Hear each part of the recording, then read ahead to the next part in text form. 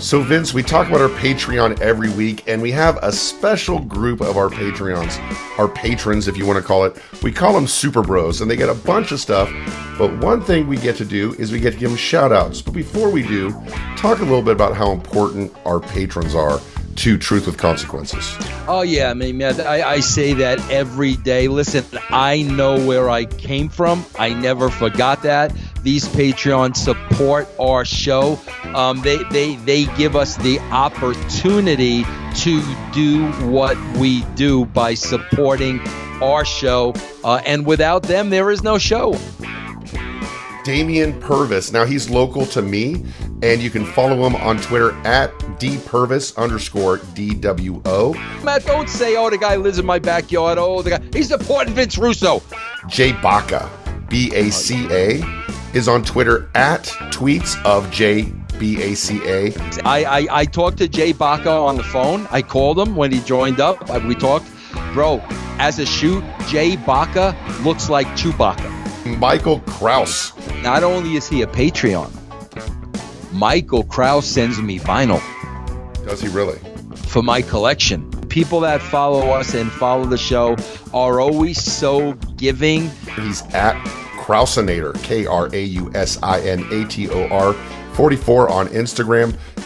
Mike Durbin. Are you familiar with the fellow? I can bury Mike Durbin right now. Go ahead. We were on Twitch yesterday. Mr. Durbin cheered. You ready for this? 1 bit. Now, he does a lot of good work, and he's an interesting person. He's a musician, and I think he might have a future in podcasting. You can follow him at Mike Durbin. Justin, I think it's Zap, CZAP, the Kazap Man, KAZZAPMAN 89 on Twitter. Is this a new Russo fan or another one that you know? I know him. I see him quite a bit on Twitch. A lot of these people, bro, I see across all my platforms. And of course, he is a big supporter of the show, a super bro, which you can reach on Patreon. Please don't fast forward, guys. We really want to give these guys the due. Now, we have a guy from Scotland. His name is Jonathan Stevenson, and his Twitter handle, which he doesn't use much, is at Johnny THTM. Matt, have you had many conversations with people from Scotland? Not too many. Bro, that sad sack, sorry sap Grado. I also worked with Grado in person. Bro, I must have had 20 conversations with Grado. I did not understand one single word in any of those conversations. I love Grado. I love him too, bro, but who knows what the hell he's talking about? It's true. You know why I like him? I've only talked to him through DMs, so maybe that makes it easier. Welcome to Truth with Consequences with Vince Russo. Vince, we had the show you've been wanting to do last week. We had the Dirt Sheet show, and man, oh man, what a lot of feedback we got. Some good, some bad, mostly great, but a lot of really strong opinions out there.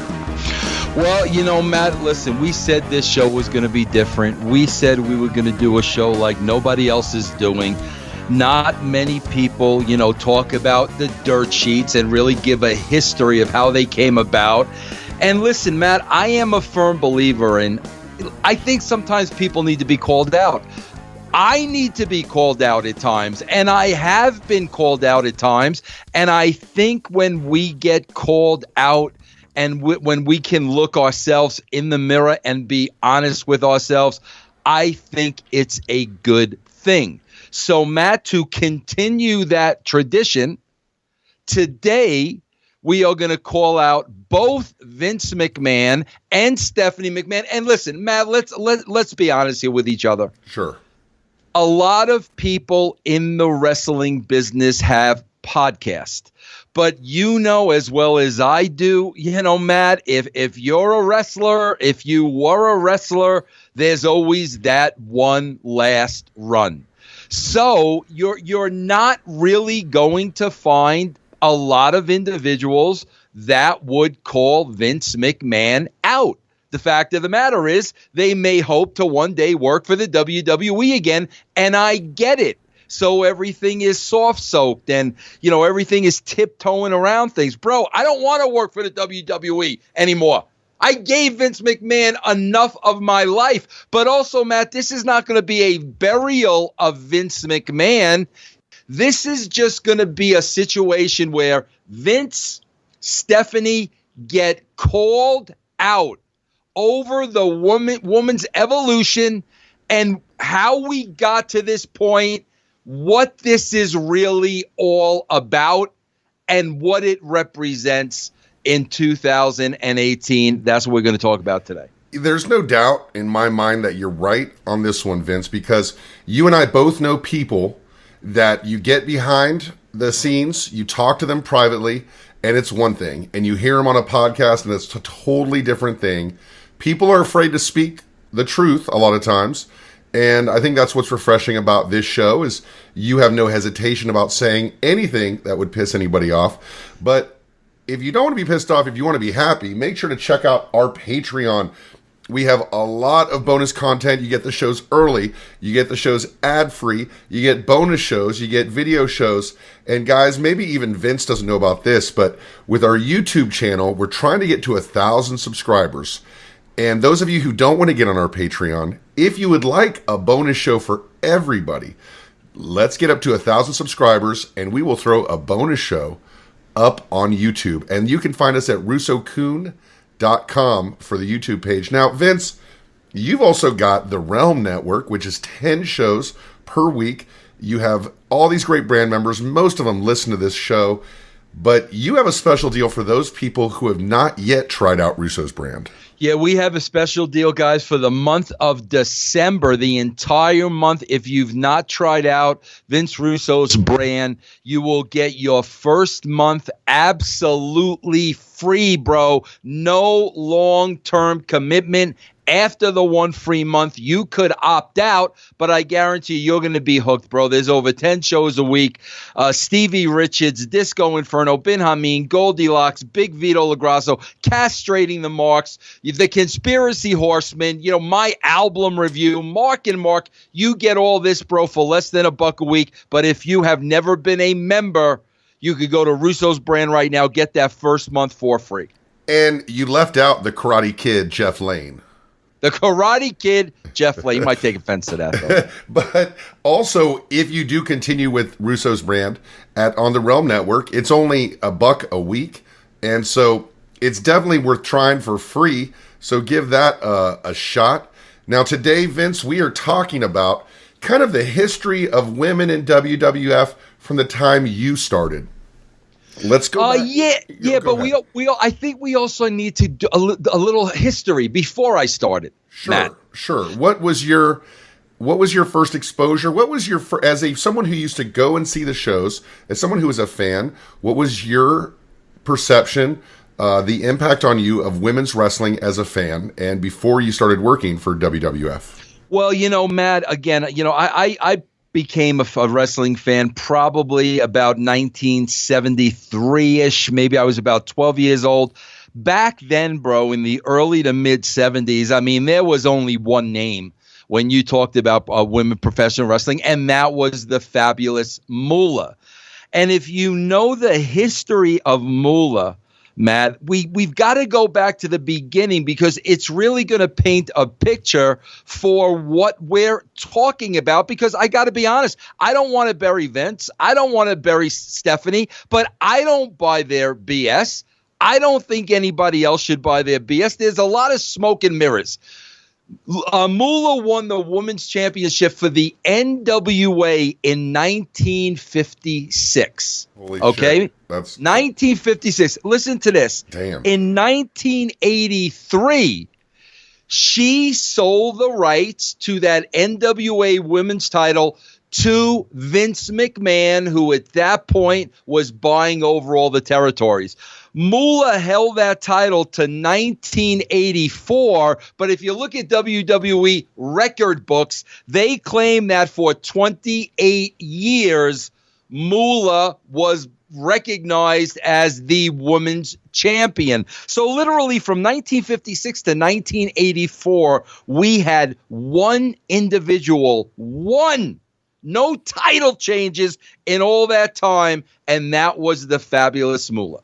And of course, as a young man, as a young boy watching wrestling, I'm just starting to watch wrestling, and I'm watching the time where WrestleMania 1 is getting started. And of course, we had the situation with Piper and Cyndi Lauper, and they each bring in their person. And Cyndi Lauper brings in the red hot Wendy Richter, who, I didn't know who that was, but I assumed she was great because I'm a kid watching wrestling. And then Piper brings in the fabulous Moolah, the long-standing world champion. Now that match, Moolah versus Richter, was one of the top 3 matches at WrestleMania 1. It drew, right? I just saw Roddy Piper talking about this on an interview before he passed away. Not only did that match drew, but if people remember before that match, the WWF at that time, they had a special on MTV. And the ladies, Cyndi and Wendy Richter and the Moolah, they were featured on that special. Bro, that special drew 10 million people. Now, Matt, that's significant. Because in 1984, 1983, right around WrestleMania 1, 10 million people. Women's wrestling was red hot. Okay, they were at the right place, the right time. Wendy Richter was an attractive woman, cutting edge. Cyndi Lauper's career just taking off. The history of the fabulous Moolah. To think it was that hot, and only 6 years later, the women's title was actually vacated and did not return till 1993. So as hot as they had the women right around WrestleMania, literally within 6 years, there's no more women's wrestling. Now, depending on who you talk to, the situation with Moolah and Wendy Richter came to kind of an ugly end when there was some contractual disagreement with Wendy Richter and Vince McMahon, and Moolah took the title off of Wendy Richter in a shoot.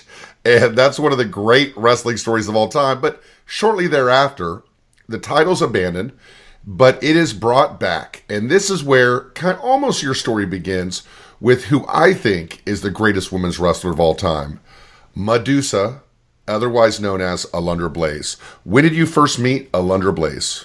Yeah, this is where I could really drop in because, in 1990, Rockin' Robin was the champion. She left the company. At that point, that title became vacant. There was not another women's champion until 1993.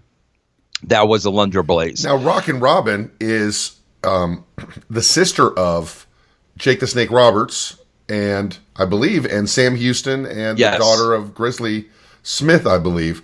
And but Vince waited until he saw an opportunity, right? I mean, Vince, he sees somebody who maybe can bring this title back. What do you think he saw in Medusa? Matt, I might want to challenge that. Because for as red hot as women's wrestling was, and Vince experienced that around the beginning of WrestleMania, he saw how hot it was. Now, if that's me, I'm not going to let a title be vacant for 3 years. I mean, they were drawing money. Wendy Richter, Moolah, that was drawing money. So I have to ask myself the question again. Vince McMahon, a genius. I take nothing away from him. Bro, this was a money maker for you. 1983, 1984. Why all of a sudden is it non-existent? But for whatever reason, Matt, I don't know why. Maybe you know why. But you know who would probably know why, to be honest with you? Bruce Pritchard. Yeah. Medusa was a great women's wrestler. She came up in Minnesota. She wrestled in Japan. She had a great reputation. She was trained by Sherry Martel, another shooter. Medusa would tell me stories of her breaking in the business, Matt, and Sherry literally just beating the shit out of her. Now, Medusa also broke in, as you said, that Minnesota area with Eddie Sharkey, who is someone who trained everybody. He trained the Road Warriors, anybody from Minnesota. And Minnesota is a hotbed of wrestling talent at that time, from the Road Warriors to Nikita Koloff to, Kurt Hennig, Rick Rude. Side note, I asked Robbie E. if he knew who Eddie Sharkey trained, and you know what he said? Oh, God. What? Shark Boy.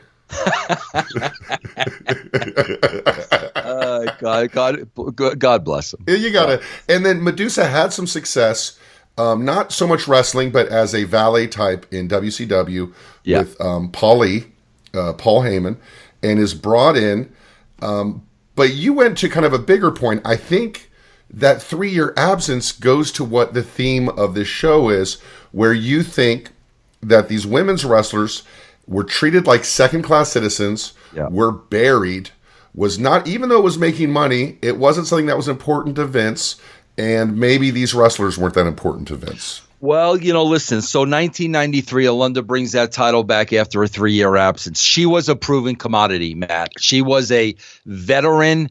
Vince knew what he was investing in. I entered the WWE as a freelance writer probably about 94. And this is when I first meet Medusa. And my first impression of Medusa is like she is starving for some type of attention to be paid for to women's wrestling. And I got to say this, Matt, it wasn't her. That's not how Medusa was looking at it. She wasn't looking for the spotlight on her. She was looking for the spotlight on women's wrestling. She was looking to bring it back into prominence in about 93, 94. This is when, she brought Bull Nakano in. She was looking to bring in, women from all over the world to really build up women's wrestling again. So again, when we talk about the women's evolution, we can't fly past in 1993, this is exactly what Alundra on her own was trying to create for the WWE. So you know Medusa personally. I know Medusa personally. Does it kind of say something about Vince McMahon and the WWF that as proud as Medusa is, and she is very proud of Alundra Blaze, she is proud of that being the legacy, being in the Hall of Fame, but Medusa is not Alundra Blaze. I mean, they gave her the blonde, the highlights, and they tried to make her up to be something. She wasn't like this badass. She was this pretty girl that they tried to make a wrestler. Did you see that disconnect when you were working with her between Medusa, the real person, who's, a badass, foul-mouthed, hardcore, tough, smart human being, and this kind of two-dimensional Alundra Blaze character? I mean, was it two-dimensional or was it one-dimensional? I mean, Matt, can you tell me, like, I can't tell you who Alundra Blaze was. I doubt if Medusa could tell you who Alundra Blaze was. There was no character development for Alundra Blaze. I mean, all I remember is Blaze, and her outfit was white, and she had some flames on it. So, okay, that it's almost like WWE circa 2018. There was no story. There was no character. And that's the thing, Matt. Medusa was a character. And Medusa could kick your freaking backside. And my God, I mean, why you don't go? Well, I know why Vince didn't go with it, because of the copyright. He didn't own Medusa. He wanted to own the character. So he created her into something that was very vanilla and really did not sit well with her. And it's a very interesting thing that Medusa was so smart and so sophisticated back then that she trademarked the name Medusa. Of course, traditionally, Medusa, Greek mythology character, but her spelling, M-A-D-U-S-A, I can hear her saying it now, Medusa made in the USA, baby. She says that all the time. And she trademarked that. Vince couldn't have that. So he went with his Alundra Blaze. Like, that is, I bet, I don't want him to say who came up with that, but I think we can guess who came up with that name. But you got to know her when she was in kind of the later stages of that career in WWF. She was frustrated. You did a lot of stuff with the magazine with her. What was her observation of her place in the company, and what was your observation about what Vince was wasting with this great talent? Matt, again, here's where Vince Russo gets all the heat. Why does Vince Russo get all the heat? Because the show is called Truth with Consequences. Okay. During this time with Medusa, and I was trying to give her as much publicity in the magazine as I could because nobody else was paying attention to her. And like I said, the thing I loved about her, Matt, was it wasn't an individual thing. She wanted the spotlight on women's wrestling. She was willing to do it all on her own. She knew wrestlers from all over the world. Let's bring them in. But Matt, I could see through her frustration, through the booking of the show and the writing of the show, Matt, this was a man's world. And, to give credit where credit is due, bro, I don't know if any woman less tougher than Medusa would have been able to withstand that. I really don't know if less of a strong woman would have really been able to dig in and hold her ground because, Matt, as a witness, this was a man's world. This was a man's show. No girls were going to get over. If you saw a women's match on TV once a month, you were lucky. This was a man's world. Can you give maybe an example of anything you heard said or done during your early years that lets you know that women's wrestling wasn't a priority, that they didn't think they should be on TV, or that certain people back there didn't think they had a place on the card? We're talking in Medusa's era, pre-Attitude. Well, I can give you, I'm going to be able to give you a lot more instances later on when I was involved, but I will tell you this. As the editor of the magazine and seeing how passionate Medusa was, my attitude was like, why not? Like, I don't care that you're a female. You're so passionate about wanting to put women's wrestling back on the map. Yeah, let's do stuff on the magazine. As a matter of fact, at that time, Medusa was working on a book, and I was helping her out with her book. So my point is, if she's being that passionate to me, and I'm like, my God, this woman really cares about this, and I'm trying to do everything I can help her, she's being just as passionate to the television side. So, like, my question would be, when you had such a strong woman that could make money for you, that was willing to do all the work on her own, what possibly could the reason be to not look into this and examine this and see if we can bring women's wrestling back to where it was in 83, 84? So that makes sense to me, in the sense that you had someone that you got to meet personally that if anybody spent 5 minutes with could see was a passionate, smart, innovative trailblazer of a person. Not only that, was great on TV, could do a promo, didn't make any money, so it's not like it's this huge investment, and was not being used, and held the title. No man would have been treated like that. And Matt, let's say this as well, and as respectful as they come. Medusa was trained, Minnesota, Eddie Sharkey, Sherry Martel, learned from the best. Never disrespectful. And why I'm bringing that up is because, Matt, the excuse would be we're not pushing her because she's got an attitude problem. I could hear that right now. Not Medusa. She was a pro. She went about this the right way. A very respectful way, didn't step on anybody's toes, but it was still all falling on deaf ears.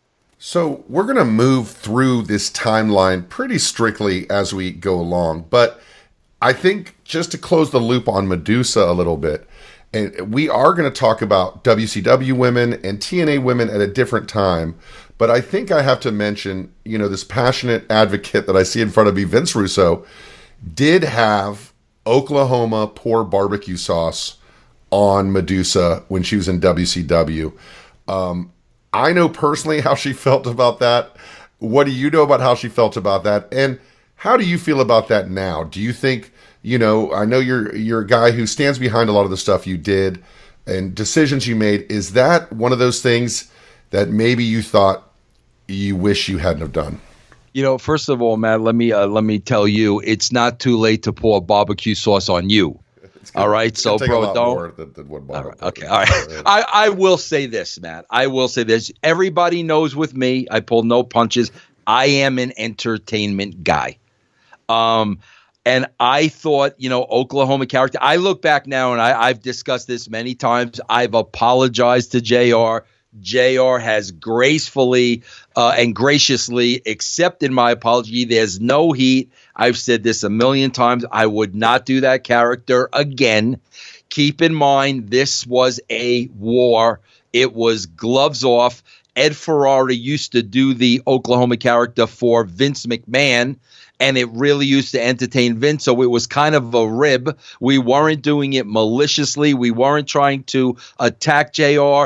People that see it that way, I could totally understand. So when you talk about the barbecue sauce, to me, that's entertainment. However, when I look back now, and I do understand how seriously Medusa takes her business, yes, maybe I would not have done that, because maybe Medusa looked at that as being disrespectful. And again, knowing how proud she was, maybe I would not do that today. And of course, she's a pro, so she Of course did everything to the best of her ability. And of course, it's funny. I'm 6'4" and well over 300 pounds. I am scared of Medusa. So oh yeah, bro. Yeah, me too. Like me too. But before we move on, I just want to make a point. During all this in the WWE, until Medusa dropped the belt in the garbage in 1995, WCW, because of her frustration, everything she was trying to pitch was falling on deaf ears. They were not doing anything with her. They were not doing anything with women's wrestling. Here comes Eric Bischoff, that she was friends with, by the way, in Minnesota. Eric's got fire in his eyes, bro. I want to kill the beast. She drops that title in the garbage in 1995. But bro, make no bones about it. From 84, when Moolah drops that title right here to 95, a decade. Who's in charge of this company? Vince. Okay, Vince is in charge of this company. So if there is a lack of women's wrestling, if there is a lack of attention put on females in the wrestling business during this 10-year span, there's really only one person you could look at, and that's Vince McMahon, because it was his company. Not only that, he's the industry leader, so people are going to follow his lead. And it's great to me to see now, I said I'm scared of Medusa, but she couldn't be a nicer person. But it's great to see now that she's in the Hall of Fame. She's making appearances with the belt. She's, she has a trash can that she takes pictures with. And it's kind of a funny thing. But when you're talking about this time period, it seems funny to me that Vince and everybody else would get so upset when she threw the title in the trash can, when they didn't even care about the title. They didn't even care about the wrestler. They forgot all about her. They forgot he had it. Were you around Vince or anybody else when she did that in WCW? Oh yeah. I watched it. I was there. I watched it. And my God, bro, like, I mean, what were the reactions? You got to understand, bro, up until this point, nothing like this had been done before, because, the Scott Hall and the NWO and Kevin Nash going over, who we are, that followed this. This came first. That followed this. This was really the first shot. And again, let's talk about evolution in women. In the Monday Night Wars, bro, WCW, WWE, who do you have really firing the first shot? A woman. A woman, bro. Medusa. She's the one that really kicks off this war. So that's why, bro, when I hear about, this women's evolution just starting, are you freaking kidding me? A woman ignited this war. How many times do you ever hear anybody say that? Never. And it's absolutely true. The fact that she was the person to do this is the ultimate example of women's empowerment in wrestling, decades before we talk about it now. When you saw it, and did you do you remember any reaction from Vince or anybody else? I mean, do you remember conversations? Like, did somebody come to you and start talking to you? Do you remember any recollection? I think keep in mind, bro, again, this is before the Monday Night War. So after this, bro, it was a boxing match, week after week after week after week. So when this happened for the first time, Matt, I think it was more shock than anything else.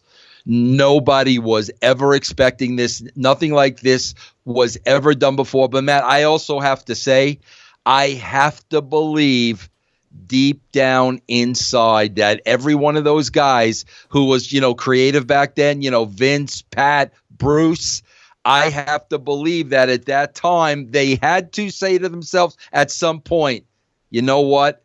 Maybe we should have listened to her a little bit more. They brought that on themselves. Yeah. Because if they would have listened to her, they would have given her the ball. They would have let her run with this. That would have never happened. It wasn't money. She didn't do that for the paycheck. She did that out of frustration of, for 2 years, she's begging them, let's do something with this. And it was falling on deaf ears. And 9 times out of 10, when a wrestler ends up owning a belt and having possession of a belt after they're not with the company, it's because the company didn't give a shit about the belt. Exactly. They would not have let that happen. Right. I mean, but so let's move on. With WWF, you're now with the magazine. You're starting to get involved in creative. We have Sunny. Sunny's not a wrestler. She's a second, but she's a huge figure in the pre-Attitude Era.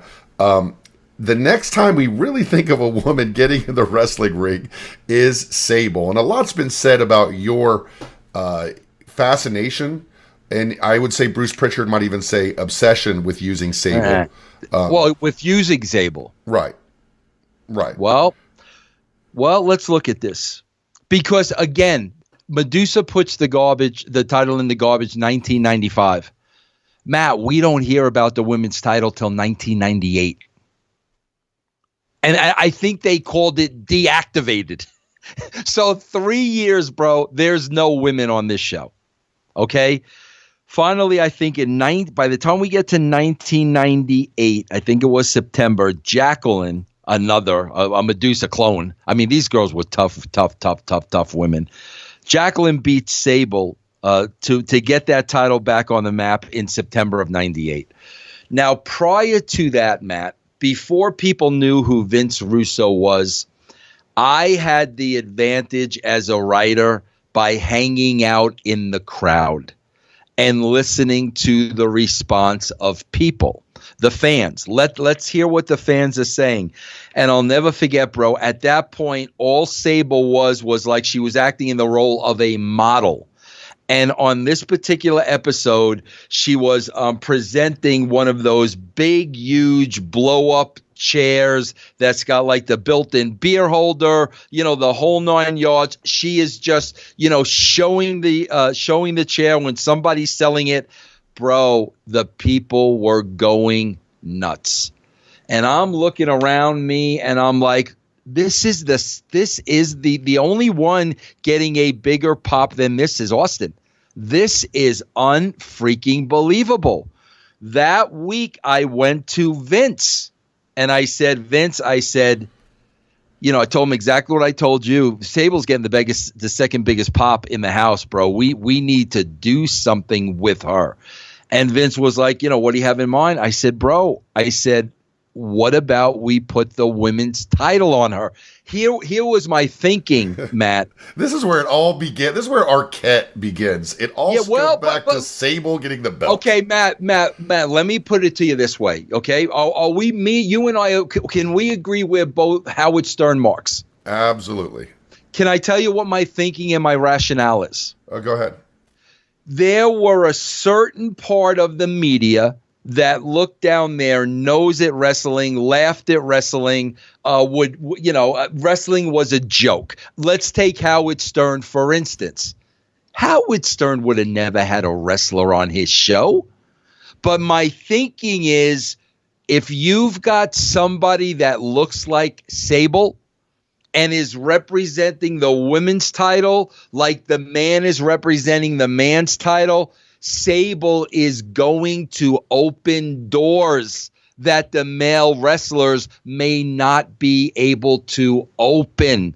That's what I'm looking at. Being a Stern mark, I'm saying to myself, Stern would have Sable on his show in a freaking heartbeat, which he did.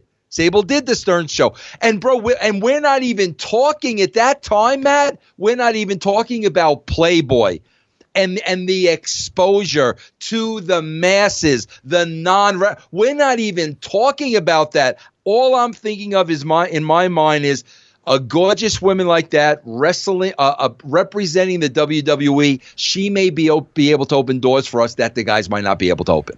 So let's talk about the bearing of women's wrestling and Sable as combined together. You have Mark Marrow. You don't have a women's title. This is before you put the title on her. A decision's made. Let's put her in the ring. A lot of criticism has been levied against you for putting people in the ring. Go ahead. Wait, I just want to stop you there because I think this is very important, Matt. Sure. The decision wasn't made. Vince basically said to me, call her and see if she'd be interested in doing it. Okay, so no decision. We were not going to force her to do this. This you're talking about putting the women's title on her is before she ever powerbombed Mark Marrow? Before she ever wrestled, before she ever trained for one move. Okay, this is awesome. So nothing. You're telling me Matt, nothing. Zero. And you're just looking at Sable. And you can look it up, guys. The ratings for Sable segments were so much that there was talk of the new SmackDown show being an all-women's show. It was a big deal. Like Sable at that moment looked like she could be the next Austin. But you're looking at this person who's popping a rating because, she's hot. She's got a presence about her, and you're going, let's put the women's title on her. And yes, that's amazing. Now I call the Merrow household because I am a very respectful guy. I talk to the husband first. And I had a good relationship with both of them. I said, Mark, this is what I'm thinking. I said, bro, she's getting over huge. And I told him the same exact thing. I think she could open doors that men will not be able to open. I think she could be huge. And I said, I want to make her the women's champion. Now, remember we talked a couple of weeks ago about Triple H in China. Remember we had that show? And I always said Triple H spoke 100% for China. 100%. I didn't even have a conversation with China back then. Sure. You know what Mark says? Talk to Sable. Let's ask Rena. Right. He goes, it is totally her call, Vince. Let's ask Rena. So I got on the phone with Rena, and I told her exactly what I'm telling you. And, I think she was really taken aback. I don't think she ever thought about wrestling, never wanted to wrestle. But by the time I got to the end of that conversation, she said, yeah, I'll do it. And then at that point, Mark Marrow started training Sable to become a wrestler. Now, as I was going to say, first of all, that story's awesome. And second of all, as I was about to say, you've been levied a lot of criticism, publicly and privately, to me, that you've put people in the ring who have no business in the ring. I got to be honest, Vince, one of the reasons I get so kind of cranky with you, I have a hard time sleeping a lot of time, falling asleep or staying asleep.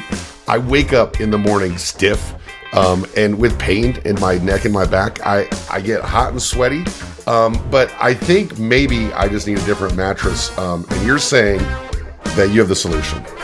This purple mattress, bro, I am telling you, I don't even know what's in this thing. The comfort, the coolness, the sweet dreams, brother. The quality of my sleep kind of affects the quality of my life. And if I don't have a good night's sleep, I do not have a good day. But you're saying that the purple mattress gives you better sleep and a better you. Matt, it's hard to explain, and I'll tell you why. Because it's both firm, it's both soft. You too can be less like me and more like Vince and get a purple mattress because it will probably feel different than anything you've ever experienced. It's very unique because, like Vince said, it's firm and soft at the same time, so it keeps everything supported while still feeling very comfortable. Plus, it's breathable, so it sleeps cool. And you get a 100-night risk-free trial. If you're not fully satisfied, you can return your mattress for a full refund. Bro, after 100 nights, they're going to have to be prying you off that thing, Matt. 10-year warranty. 10? Who does that? 10-year warranty. Free shipping and free return. It's got free in-home setup and old mattress removal. Matt, they got to get you off the mattress before they return it. I tell you, I need the Purple Mattress, and you are going to love Purple Mattress. And right now, for listeners of Vince Russo's Truth with Consequences, listeners will get a free purple pillow with the purchase of a mattress. So in addition to the free great gifts that Purple is offering statewide, all you have to do, this must be a rib, is text BRO.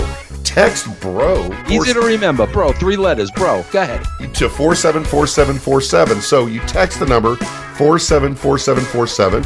You text the word BRO. That's the only way to get this free pillow is to text BRO to 474747. That's BRO, B-R-O, to 474747. Message and data rates may apply. Wait till you get it. You're going to be thanking me again.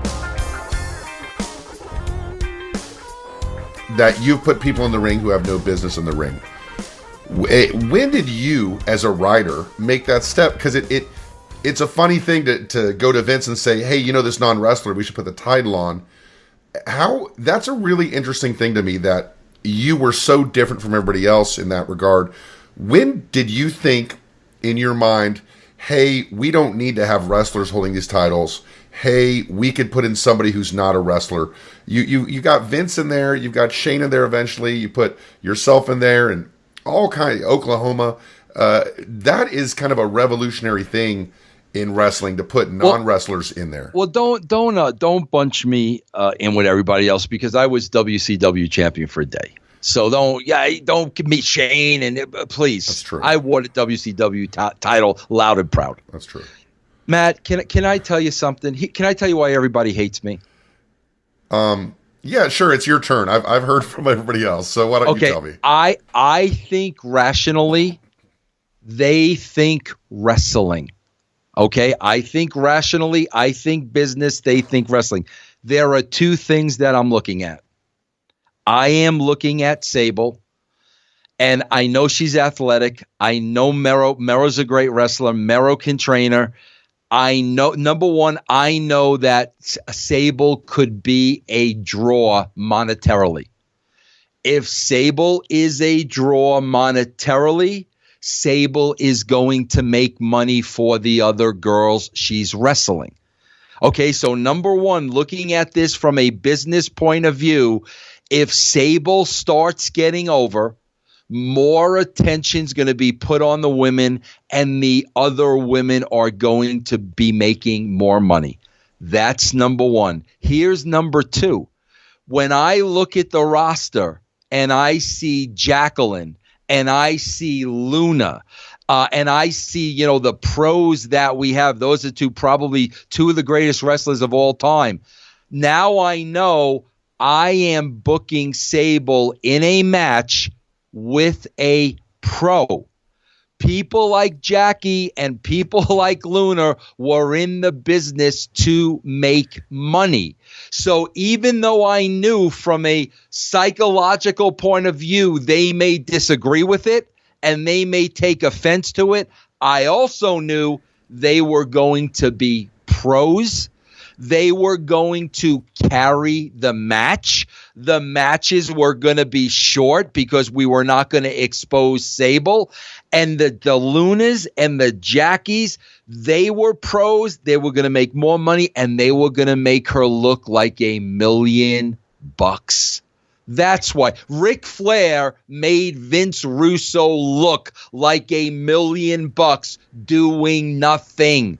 That's what they do. Pros make other people look like pros. Well, it's fair to say that WrestleMania 1's main event had Mr. T in it, right? And right. WrestleMania 2 had a bunch of football players in the Battle Royal. So it's fair to say that we shouldn't expect any less of her because she's a woman. Before we move on from Sable, there's a pervading opinion that Sable powerbombing him. Bro, that's a big word, the pervading You word. like that? Break that. Give me a simpler word. Will you stop it? There is, people believe, Vince. Thank you. Believe. See, people believe. Thank you. People believe that Mark Merrow's career was over the moment that Sable powerbombed him. No. And that, he really struggled in WWF to find his ground. But just having, a woman, his valet, his wife, be more popular than him and then beat the shit out of him completely killed his career. Well, let me put it to you this way. The Disco Inferno lost to Miss Jackie somewhere back in 1996. 22 years later, he's headlining Impact. So Disco's career did not die by losing to a woman. Here's what killed Mark Merrow's career. Let's get into this a little bit, because now you want to talk about now seeing it's a man's world and how dare a woman get over. You want to talk about that? Here was the end of Mark Merrow's career. His wife was getting over. His wife was getting over. And the boys were looking at him saying, bro, this is our business. This is a man's business. Why are you allowing your wife to take our spot? Nobody in the locker room talked to Merrow. Merrow was on an island by himself, and all Merrow was doing is what the office asked him to do. That's all he did, what we asked him to do. And that's what killed his career, because the minute she started getting over, the minute we started putting her on TV, the good old boy network was looking at it like a woman is taking our spot. This is a man's world. This is a man's business. This is our locker room. There's no place for her. Sean Waltman admits 20 years later to shitting in Sable's bag. I love Sean Waltman to death, bro. Do you know just how despicable that is? I mean, just absolutely. And I think Sean will tell you that now. But I will also tell you this, Matt, and I don't mention any names. I don't play that game. I don't want to do that. But there was one of the top 3 guys in the WWE that I saw get in Vince's ear about Sable when she was really, really, really getting over. Bro, as soon as this person got in here that had a lot of stroke in the company, I could see her getting pulled down that ladder, because one of the boys who had some power and some stroke didn't like it. Was it a top 3 guy or a top 1 guy? It was I'm going to say top 3 guy. Okay. I'm going to say a top 3 guy. All right. Okay. So, this is why I laugh with Stephanie McMahon and the Evolution, right. Because Stephanie, you're burying your father. Okay, bro, there was no women's wrestling. There was no respect for women's wrestling. If women got over, they were brought down to the card, and your father was in charge. He was the guy in charge. So when you're parading around of all the great things you're doing for women wrestling, who was the one that was treating them as second-rate citizens? And your point is solid, because there was no women's championship, there was no women's wrestling until you took essentially a model, a beautiful model, and made her into a wrestler. And then you brought in some real wrestlers to work with. You talked about the Hall of Famer, Miss Jackie, one of the greatest female wrestlers of all time, really a trailblazer and a revolutionary force as far as credibility. She beat Disco later on, incredibly so. But if there was a yang to Sable's yin, the other side of the coin had to be Luna Vachon. And you, first of all, tell us a little bit about the real Luna and how different or similar she was to the on-air character we saw. Gertrude. You mean Gertrude? Are we talking Gertrude or are we talking Luna here? Which one are we talking? Were you allowed to call her Gertrude? Could you call her that? God, she no. beat the shit out of you, right? God, no. But I hate to say this because she's no longer with us, and I don't want to kill her gimmick. What a sweetheart of a woman. And a second-generation wrestler, her dad and uncle, Mad Dog and Butcher Vachon, who at times were big draws in AWA and otherwise. But she had her own thing, probably related to her marriage to Gangrel David Heath. But She hated Sable. That is the rumor. Yes. Well, no, there's no rumor. She hated Sable. But let me tell you something. She didn't hate Sable because if you knew Rena, Matt, you couldn't hate Rena. Yeah, I mean, she kept her mouth shut. She minded her own business. Bro, I don't know if she got an ego after I left. I could tell you while I was there, she never had an ego. Never. Always kept to herself, very quiet, always did what she was told. Luna hated what Sable represented. Luna was from the Medusa school. We wrestle. Like, we fight. We are tough chicks. We take this seriously. You cannot just pick up any ditzy blonde off the street and teach them how to wrestle. So she took this very, very, very personally. And bro, I got to tell you, Mark was married to Rena and Dave was married to Luna. If we did not have these two guys involved, managing everything and massaging everything and making sure that business was done, it would have been a lot more difficult. But Luna was such a pro that at the end of the day, she may have had a problem with it. She may have been pissed off. She may have cut a promo or two. At the end of the day, she was going to do business, and she did. And she was a pro, and she hated her. However, there was an occasion backstage with Luna and Sable and a tackling dummy by the name of Vince Russo. That's the rumor. Go ahead and clear it up for us. Well, I swear to God, like Matt, it's so hard to explain to people like how tough Medusa was and Luna and Jackie and Ivory. These girls were tough. Sherry. I mean, these girls were tough. So we were backstage one day and it was over by the women's, locker room and stuff. And I see Luna coming nose to nose with Sunny. She's red in the face. I see the veins popping out of her neck, and she's cutting a full bore promo on Sunny. And there's nobody else around, Matt. There's nobody from management around, like nobody. So I'm standing there and I'm like, I'm hesitant. Like, this is the boys. I don't want to get in the middle of this. So this was Sunny.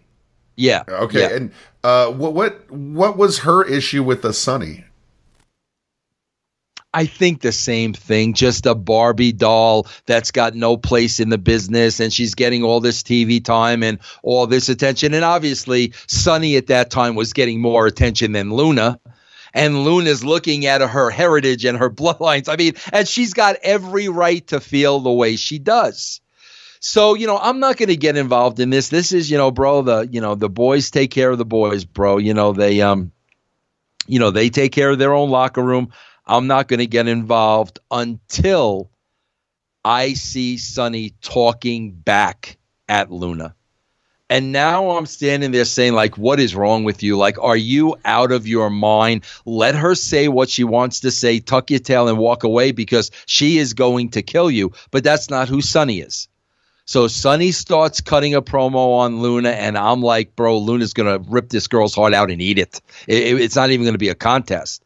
So now there's nobody else there, bro. I've got to run over there, literally sprint, and stand in the middle of them.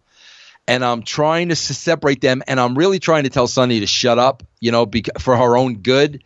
And then, bro, all of a sudden, Luna, goes through me. She spears me right into one of those laundry baskets. I mean, went right through me, bro. Like, the wind was literally taken out of me. I was a big guy compared to Luna. She went right through me, bro, took me down, and got on Sunny like I thought she was going to kill her. But again, this is the pride that these women had. And at that time, you had a locker room that was composed eventually of a few different women. You had Tori who came in. You had Ivory who came in. You had a lot of different women that came in different ways. Of course, you had Terry Runnels back there. What was the, as a whole, if you could, how did the group of women get along backstage, or were they intermingled with the men? No, they were separate from the men, but this was really a weird time because, Matt, we got to keep in mind from 95 to 98, there was no wrestling. Okay. No. Sable holds that title for 16 months. So I still think, Matt, we're trying to, and Matt, can I say this for the record? From 95 to 98, there was no female wrestling. If I did not suggest Rena, and if Mark did not train her, I don't know how long they would have went without women's wrestling. I'm going to be honest with you. I don't know how long it would have went. It was already 3 years. I was the one that said to Vince, we got it. Rena's got to be the champion. Had I not said that, I don't know how long this would have went. So the fact of the matter is now Sable is kind of rebuilding women's wrestling all over again. She holds that title for a year and a half. I mean, she's the centerpiece. So, like, we were kind of in a position where we did not know at that time where women's wrestling was really going to go. We had the Lunas, we had the Iries, we had the Jacquelines, we had the old school girls that were the real deal and could kill you. But we had Rena, who was green, who knew the basics, but Rena was putting asses in seats. So I think this was still a period where we were trying to figure out where this thing was going to go. Now, of course, you mentioned Sean Waltman shitting in Sable's bag. And I guarantee the Sean Waltman who lives today, the guy that I met and the guy we hear on X-Pac 12360, super mature. Yeah. I mean, got his shit together. Just really a great spokesman in a lot of ways. Wouldn't it be that guy who did that? Did you see any other examples? Hear of any examples of the women being treated backstage? And if so, how much of that comes down from the top? Well, I have to tell you this, man, and I'm going to tell you this. All the time that I'm writing, like Vince never said to me, back off on the women. Put the brakes on the women. Like, he never, ever said that to me, because I got to tell you something, Matt. If he did, I would have had an issue. I really would have had an issue. I had an issue with TNA years later when they wanted to do the same thing. Vince never did that. What would happen, bro, is like I said, when one of these top guys get into Vince's ear, all of a sudden, bro, now there's contractual problems. And now I remember once Rena wanted to miss a house show because she had a broken toe. And they had real issues with that. And Mero got pissed off because it was his wife and he was trying to protect her. So all of a sudden, here's what happens. From a contractual point of view, they start looking for issues and problems. But I will tell you, I wrote the women like Vince Russo would have written the women. And Vince never, ever said to me to back off of them at any time. I want to make that clear. At the time, you have a lot of attractive women backstage. You have a lot of guys there who are, in shape, good-looking guys. The intermingling, the dating, we've heard the stories of Shawn Michaels and Sonny, and there's a lot of different stories like that. Did anything like that happen backstage that you remember, that you're aware of, that caused some tension backstage? The relationships, the intermingling, maybe some jealousy, anything like that? Oh, yeah. Well, of course, the Sonny situation ignited the Bret Hart, Shawn Michaels war. I mean, Sonny was the catalyst of that war. She was seeing Shawn at the time, and then I think what happened was she went on a vacation with Bret. To this day, I mean, I was just watching some Sonny on YouTube because I like to go back and listen to what these people have to say about that point in time. And Sonny swears to this day nothing happened between, her and Bret. But, I was there when Shawn cut the promo about, sunny days for Brett. Sure. Brett's married at the time with a bunch of kids. Absolutely. How many kids did Bret Hart have? 18 kids or something like that? The Harts reproduce. We know that. Yeah. So now he's saying this promo, Brett's married at the time. And according to Sonny, nothing happened. I don't think Sonny would lie. So, Sean's accusing him of this on live TV. That was the catalyst of everything that went down between Sean and Brett. And that would later lead to what went down between Sean and Vince. But no other relationships or cheating or anything like that you can think that made for disruptive atmosphere because of the women and the men backstage at the time. While I was there? Yeah. No. While I was there, it was separate, bro. They really stayed separate. I think the women were very intimidated of the guys. I think they were very respectful of the guys. I think they wanted to show the guys, listen, man, we're not here to step on anybody's toes. We're not here to create any problems. We would like to be a part of this show, but we are not going to rock the boat. And they never did rock the boat. I mean, nobody pulled a Medusa. I mean, they all pretty much fell in line and performed when they were called to perform. So let's talk a little bit about Vince Russo, advocate for women's wrestling. In 1998, Jacqueline at Capital Carnage was in a match where she jumped on Tim White's shoulders and her top was ripped off. You've told me your recollection was that it was an accident. Bruce Pritchard says it was on purpose, that it was a planned situation. Was there any talk about trying to get some nudity on screen? No. In a pay-per-view? Listen, I got to be honest with you. I can't, bro. I don't get involved in like the matches, like, per se. I can tell you from a writing perspective, that was not written in. So when I tell you that was an accident, I'm telling you from a writing perspective, that was not written in. Now, would you have made the trip to Capital Carnage in the UK, or would you have stayed at home? Oh, yeah, that was over in the UK, right? Right. Would you have stayed at home, or would you be on that? I would have stayed at home still. Okay. Yeah, a little nip slip would not be enough to get me to the UK. Yeah, no, they tore her shirt right off. Like it's. Oh, wait a minute. It's a boob reveal. It's not a nip slip. I could tell you right now. So you're telling me, hold on, man. Now that was a pay-per-view? Yeah. Yeah, if I did not go to that because I never left the country. I didn't see that, but. Yeah, no, bro. I believe Bruce on that then, because Bruce would have been involved from laying out the matches. Vince would have been over there. I was not privy to any of that. I would not second guess Bruce there. It's funny. Bruce does a story that he made up that of Vince talking about it, going chocolate titties. Like that's the joke, So I made the most brilliant song I've ever made in my life, and I sent it to Conrad. Based on that, Conrad's like, "Dude, are you stupid? We can't put this on the air." So, with the Attitude Era women, the men there. I find it hard to believe that there's not some kind of sexual harassment going on. I'll tell you why. Because we have people back there. Of course, we know certain people's histories have been well documented. Vince himself has said in interviews that he cheated on Linda. There was a lot of promiscuity going around. Did you ever, you were a writer, you're kind of a nerd back there writing. Did any of the women ever confide in you that, man, my position's being threatened, or I'm not being treated in a way that I should be? Or Matt, I'm going to tell you this, Matt. I can't mention names sometimes. No, we don't want that anyway.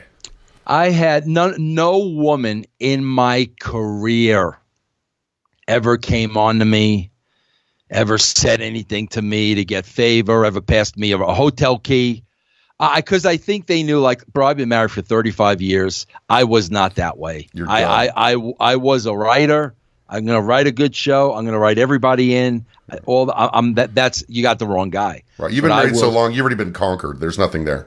Yeah. I will say, I was told once by one of the females during that time that there was a time that I walked into the women's locker room.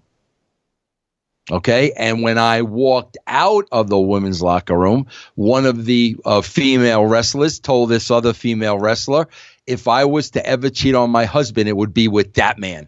How about that, bro? Wow. Huh? Wow. That's Huh? good. That's What's good. that say about a young Vince Russo? What's that say about me? That's good. But I will tell you this, Matt, I didn't get involved in that shit. People think like, see, that Bruce loves that shit. Like Bruce would be all over that stuff. Bruce would know who's zooming who. Like Bruce would know all that stuff. Bro, I don't know. I don't know if I was naive. I swear to God, Matt, it's like all I wanted to do was concentrate on the show. I wasn't interested in gossip and who's banging. Like I wasn't interested in that. I just want to write a television show. But to be fair, you were part of the system as far as, you really didn't think women, that there was going to be these dramatic long women's matches, and there's not going to be, two or three women's angles going on at the same time. The WWE's stance then was to kind of, as you put it, bury the women so that they never were seen as more than second-class citizens. I'm not saying you're the big part of the problem, but I'm saying that was everybody in WWF at that time. Is that accurate? Say that one more time before I want to be clear. Sometimes my questions are too long, so I'll try to keep it short. Yeah. As the writer, you were part of the system that made the women the second-class citizens at the time. Would you agree with that? No, because they were non-existent until I started writing. I'm trying to grow them from the bottom up. And I'm trying to grow them so nobody puts the kibosh on this. So like I'm doing it like very, very quietly. So no, that I'm trying to do the complete opposite. I mean, they were in no man's land when I started working with Medusa. Now they were starting to get a little bit of play with Sable. And of course, let's not forget China. They're starting to get a little bit of play. So I'm trying to freaking massage this to work them into the show and make them a part of the framework. That's what I'm trying to do. And the women's title, it's with Sable, and you said, it didn't go anywhere else. Some other women were brought in as wrestlers and also personalities. Jerry Lawler brings in his girlfriend, the Cat, Stacey Carter. She wasn't there for a long time while you were there, but there's a lot of talk about the politics that went into bringing her in. What are your recollections about her time in WWF? I think those politics came after me, bro, because I've read a lot of that too, and that didn't exist when I was there. I think a lot of that came later on after I left. I'll tell you a little interesting story, though, Matt. I don't think a lot of people know about this, and it's okay for me to tell because he told it on my show. I remember when Sable was red hot. Mark Merrow got hurt, and they pulled him off of TV in the road. And I remember Mark said to me, Vince, please do me a favor, and keep an eye on Rena for me. And I think that's what he was telling me. He was worried about the other guys, and not only I think whether they'd hit on her or not, but whether they shit in her bag. I think he was concerned about this. So right. He wanted me to keep an eye on Rena, because he wasn't going to be around. And I did. I mean, I made sure she got to a room. I don't know what happened after I left her off at a room. I made sure she got to a room. Everything was safe. She was cool. Brody, years later, that's how Merrow the same thing happened with Merrow. And that's how Brock Lesnar and Rena became an item. Merrow got hurt. They sent him home. Merrow got a hold of Rena's cell phone, and that's how he found out about Rena and Brock. It's a familiar story. I mean, those who are familiar with the Matt, Lita, Edge story, yeah, that's, men and women working together, traveling together. It almost seems natural, and if you're not in that situation, it's hard to pass judgment. Sable, before we move on from Sable, who the reason we're talking about her is because she's the champion, as you said, many, many months. September 15th, 1998 to November 15th, 1998. And, November 15th, 1998 to May 10th, 1999. 16 months. And she reestablished the women's title. And with that reestablishment of the women's title, she gets dethroned by perhaps one of the greatest women wrestlers of all time, Fucking Deborah. What's that? How do you get to Deborah from Sable? Yeah, that was May 99. God, I don't remember. I mean, I don't remember. I'd have to see that. But again, man, I would not be surprised if it was contractual, because I remember they were having some problems with Sable, and I remember she sued them at one point. I mean, I can't remember a lot of that, but I know, she wound up suing the company. Yeah, and that's probably what happened at that time. One of the most famous moments of Sable's career, the handprints. Now, those are not your handprints, is that correct? You were not the hand model? Absolutely not. Absolutely not. But she reveals this. When did you find out that this was the plan, that she was going to be essentially naked with paint on her? Yeah, well, I got to tell you, this is a great story, because me and Mark were very, very close. The three of us were very, very close. I mean, man, I got, Mark probably didn't trust too many people in that company with her. I mean, well, honestly, he trusted me. He knew, I'm not that guy. You know what I mean? It's an interesting thing, because when people say Vince Russo was obsessed with Sable, there's like a insinuation, I think, like a bullshit insinuation about you being in love with her or whatever. Oh, but no, not the fact that Mark Marrow trusted you with her, I say that says everything. This is what people don't understand. This is why I say this about Sable. But Matt, come on. I've seen every knockout freaking body you can imagine in wrestling. From what I've heard, if you like sex, you'll like BlueChew.com. Blue Chew offers men a performance enhancement for the bedroom. Wouldn't you like to last longer and go extra rounds? Wouldn't you, Vince? They told me to try this Blue Chew. Matt, this is all you need to know. When my wife woke up the next morning, she was now referring to me as Rocket Man. Okay, now, Matt, has any woman in your entire life referred to you as the Rocket Man? Not at all. Not at all. And I'll tell you about Blue Chew. It is the first chewable with the same active ingredients as Viagra and Cialis. And the chewables work faster than pills, up to twice as fast. You can take it on a full or empty stomach, and it's cheaper than those two brands we just named. And it only takes a few minutes to fill out a form online. It was easy for you to get, right, Vince? Oh, yeah, that was my favorite part. Everybody who knows me, Matt, knows that I don't do doctors. I suck it up. I don't go to doctors for nothing. And this is perfect. No doctor visits. No awkward conversations. All of that gets eliminated. This is between you and Blue Chew. It's delivered directly to your door in discreet packaging. Now, Blue Chew chewables are prescribed online by a doctor and made in the USA, but like we said, it's very quick, and it gives you confidence every time. You and your partner will love it. Chew it and do it. So you're saying that not only do you like the Blue Chew, but your wife has no issue with it as well. She has absolutely no issue, bro. And from here on in, Matt, maybe once or twice you call me the Rocket Man. I'll give you that privilege as well. I don't know about that, but I do know that you guys out there, you've heard about Blue Chew, and we have a great deal for you guys. Visit BlueChew.com and get your first order free when you use the promo code PRO. Just pay $5 shipping. Again, that's BlueChew.com, promo code Bro. I mean, come on, man. From Sable to Tori Wilson to Velvet Scar. I mean, the list goes on and on and on. The thing about Sable was I thought her natural beauty. I thought Sable was beautiful. Beautiful eyes, beautiful features. I'm talking about facially.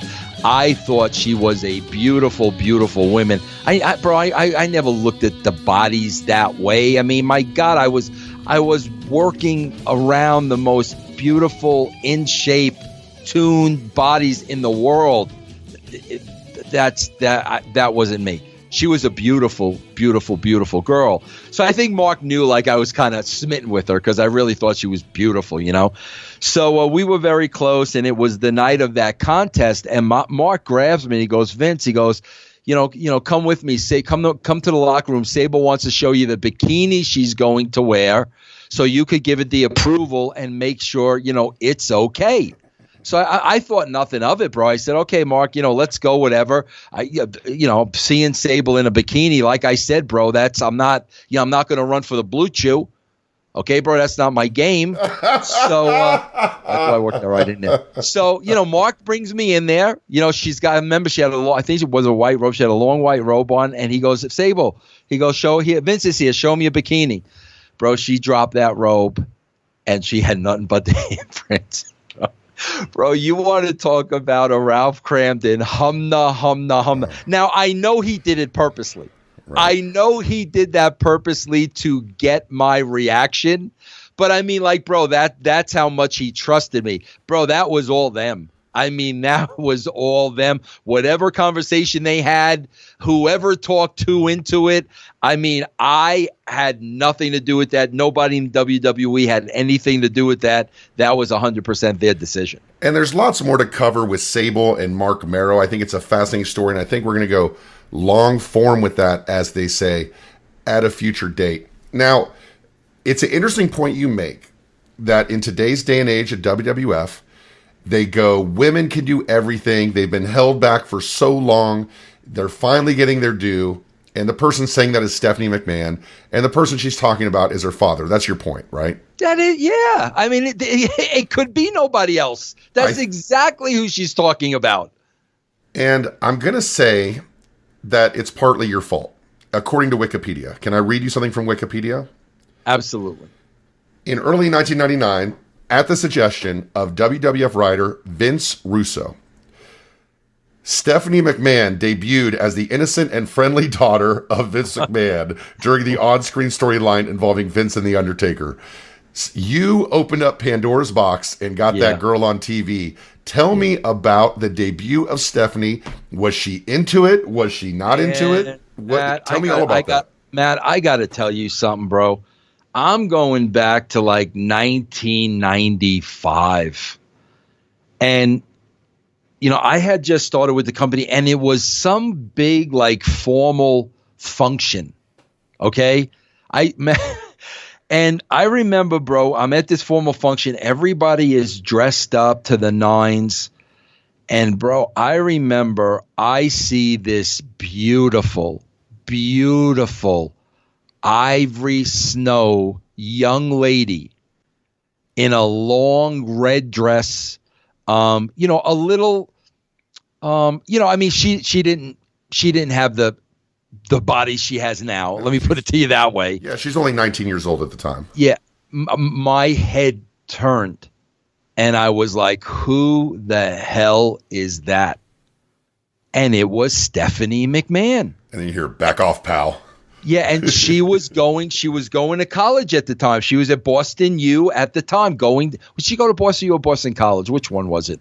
She went to Boston University, Boston U. Boston U, and beautiful ivory girl, the girl next door, long hair, not a lot of makeup, beautiful.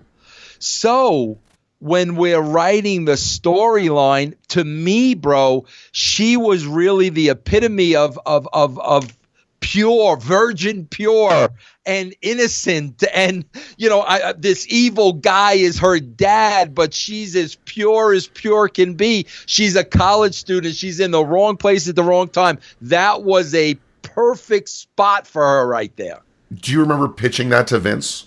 Yeah, I do remember pitching it to Vince, and no problem. No pushback, nothing.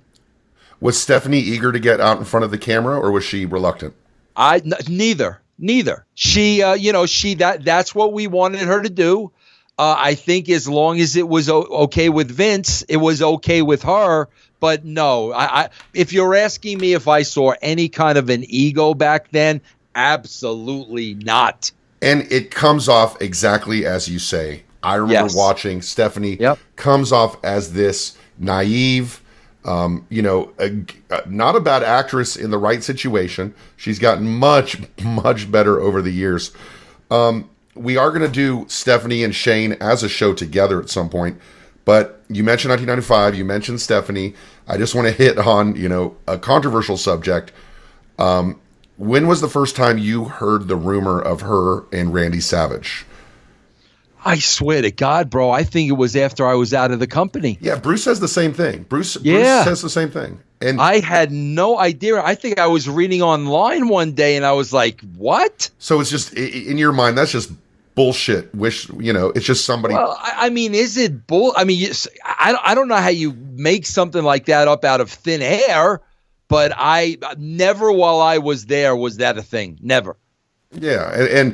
And we'll talk more about Randy Savage at a future date, but I just think it's important to put out there. Bruce says the exact same thing, that he never heard that while he was there. Yeah.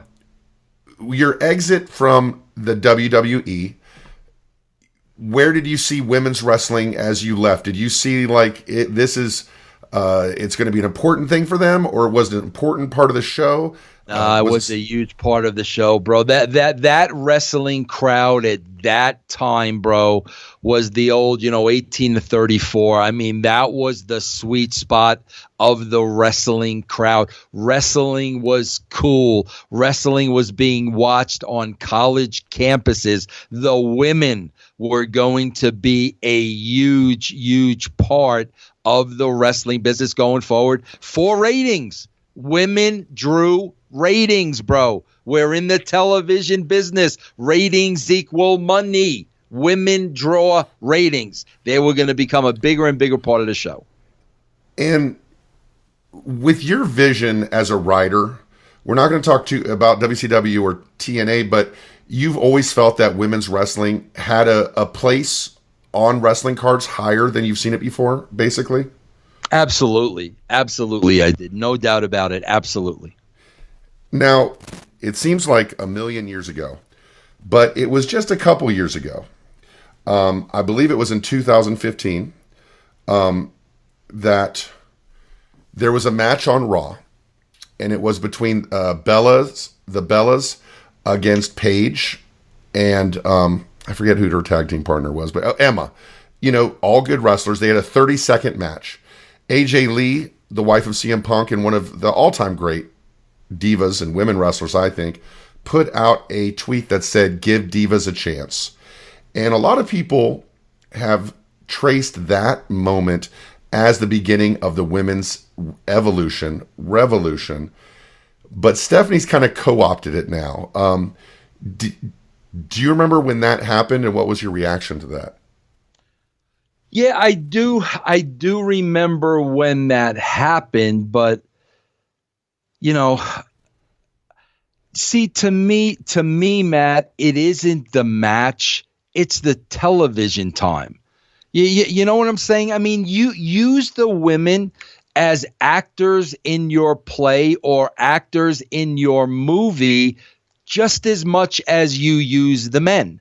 And, bro, I'm not a big advocate for men having long wrestling matches. You know what I'm saying? So, I am aware of this. Yeah, yes, yeah. So, yes. I mean, I knew exactly what AJ Lee was saying, let the women wrestle more. Bro, I'll be honest with you. I do not know that 100%, people, the audience that I represent, the males 18 to 34, the casual television viewers, I am not sold on the fact that they want to see anybody wrestle long wrestling matches, men or women. So that's the bridge, as I see it, between the Attitude Era. You leave the Attitude Era, you leave WWF, and what we have going on now is this tweet by AJ Lee. As a result, or coincidentally, or correlatively, it might not be as a result, the NXT development program starts really churning out these really good women wrestlers, really great women wrestlers. What do you think about, as you call it, the factory? Well, first of all, I started seeing some of those great women wrestlers at NXT. I don't watch NXT much, bro, but I was hearing a lot about Charlotte. I was hearing a lot about Sasha. So I watched NXT. I thought those girls were great. I mean, I really, really thought those girls were great. So I'm all for, moving them up. But the problem is, bro, they can be great wrestlers, but people still have to care about them. So you've got to build those characters, and you've got to care about the character. Sable was a character. Chyna was a character. All those women were characters. Sunny was a character. Terry Runnels was a character. Bro, if whatchamacallit, Big Show said this the other day. Like he said, his advice to the young people is, stand out and be different. He says, because if you're just a Lego block, you're going to be like just all the other Lego blocks. So my point is, yes, a bunch of these girls are great athletes and great wrestlers, but without that developed character making you care for them one way or another, they're just going to fall a little short, in my opinion. One of your cause, I don't know how to pronounce it, cause celebs, like one of the causes that you kind of really talk about a lot is safety in wrestling. Yeah. In particular, the women. When we look at NXT, we think of the first. Do you know who the first NXT World Champion was for women? Do you have any idea? No. Okay. Well, this woman was the woman who was going to lead the division, and she won the title. She made a very memorable debut on Raw. She left for a little bit. She came back. She's got a movie about her life, but she can't wrestle anymore. Paige. How is Paige to you kind of the epitome of why maybe WWF are still exploiting / bearing women wrestlers right now? Well, I've got to ask a bunch of questions here. I've got to ask a bunch of questions for two reasons. Number one, I'm seeing a lot of the girls get hurt. We saw what happened with Paige. I mean, bro, just a couple of weeks ago, 3 girls were out with concussions at the same time. Bro, let's face it. Brie Bella did something a couple of weeks ago. She could have been worse off than her husband. She was lucky. Really, really, really lucky. Girls being slammed into the apron of the mats. And, bro, like a lot of these girls are maybe 120, 130 pounds being driven like into the apron of the mats. And basically what they're trying to do is they're trying to do what the guys do. Here's a perfect case in point, Matt, that I think you can look at and understand this, the Daniel Bryan kick. When Daniel Bryan is kicking the guy on his knees, Daniel Bryan's target is the bottom of the guy's throat to the guy's waist. That's a pretty big target, okay? Now, when Brie Bella tries to do that same thing, all of a sudden that area is the bottom of the neck to the top of the women's breasts. She can't kick the women in the breast. Do you know now we have shrunken that area down now 75%? So she has to kick her in the face. Well, pretty much. I mean, let's face it. What happened there was such little room for error that it was it Liv? Yeah, it was Liv Morgan. Yeah, Liv, you could see her duck her head just a bit. That was enough. That was enough because there was no room for error. And we all know what happened. She got kicked in the face and, one of the 3 that got concussed. My point is, and this is what I really want to look into with Stephanie and with the WWE and with the exploitation. Here's what I want to look at. Matt, I'm talking about anatomy and physiology. We all learn this in school. The women are trying to do what the men do. Okay, let's go back to Helen Reddy. I am women, hear me roar. Bro, I have no problem with that kind of an attitude. If I was a woman, I would want it all too. I wouldn't want anybody telling me I'm a second-class citizen. I'm sitting here telling you for the last hour and a half, I'm an advocate for women, and I was getting pissed off when they were second-class citizens. However, their bodies are not built to take the same punishment of that as a man. I mean, bro, even when a girl is getting swung into a turnbuckle, The fact that they weigh a lot less, they're hitting that turnbuckle with much more impact than a man would feel. The bodies are just different. If our bodies are different, how can you really go out there and do what the men are doing? Because from a physiology standpoint, you're going to be more at risk. And that's why I sit back and I watch Stephanie with the women's evolution. We all women make us roar. Women can do whatever the men do. Is the pressure being put on the women to do what the men do? I mean, I don't know. Is that what they're feeling? If they don't live up to the gold standards of what a man does from bell to bell, are they going to be held back because Stephanie is telling them all, we're all equal now? I don't know. Well, I think one example of a way that WWE does make an accommodation is when they have battle royals. We saw one at Evolution, and we just saw one this week on SmackDown. And a few people noticed that every woman that was eliminated went over the top rope, stood on the apron, and was knocked off the apron. And isn't that maybe in line with kind of what you're thinking about making accommodations so they're not taking bumps like the men are? I hope so. If they did it that way by design, I applaud them. I do not want to see women get hurt. I would rather they not wrestle than get hurt. I don't want to see women get hurt in the ring by doing unnecessary things. Paige comes back, gets kicked in the back of the head, can never wrestle again. Liv Morgan gets kicked in the face, knocked out, dragged to her corner, participates in another move with a concussion. Of course, we'll talk about Becky. Nia Jax gives Charlotte a shoulder breaker where her head is the shoulder on her knee. We have, of course, Nia Jax punching Becky in a way that if I was punched, my face would be broken. You attribute it to the WWE maybe... Well, let's stop there for a minute. Go ahead. How talented is Alexa Bliss? Alexa Bliss, arguably, right now, could be in the top 3 mic skills in that company. She's beautiful.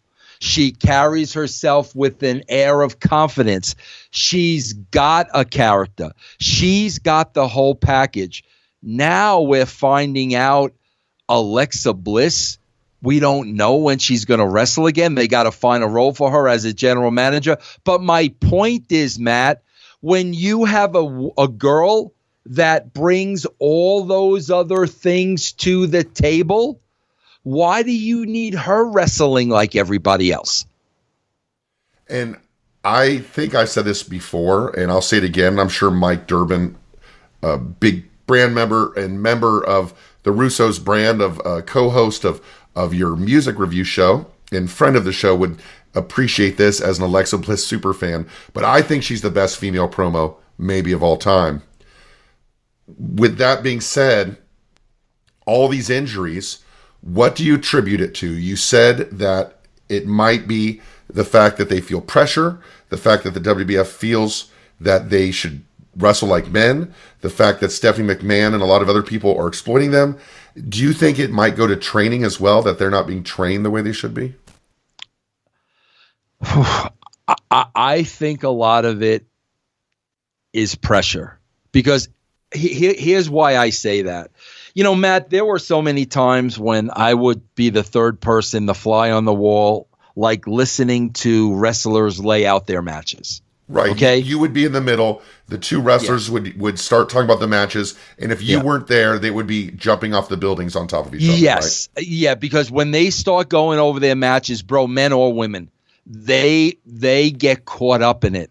And all of a sudden they're invincible and they can do anything. And I'd be standing there, and what my job was to do was to protect them from themselves. No, guys, you can't do that. You're not going to take that risk. Think of another way to get back to the same spot. So that's the first thing that I'm saying. whatever agent is laying out the matches of the girls, the job of the agent is for the girls to lay out the matches. That agent is approving everything.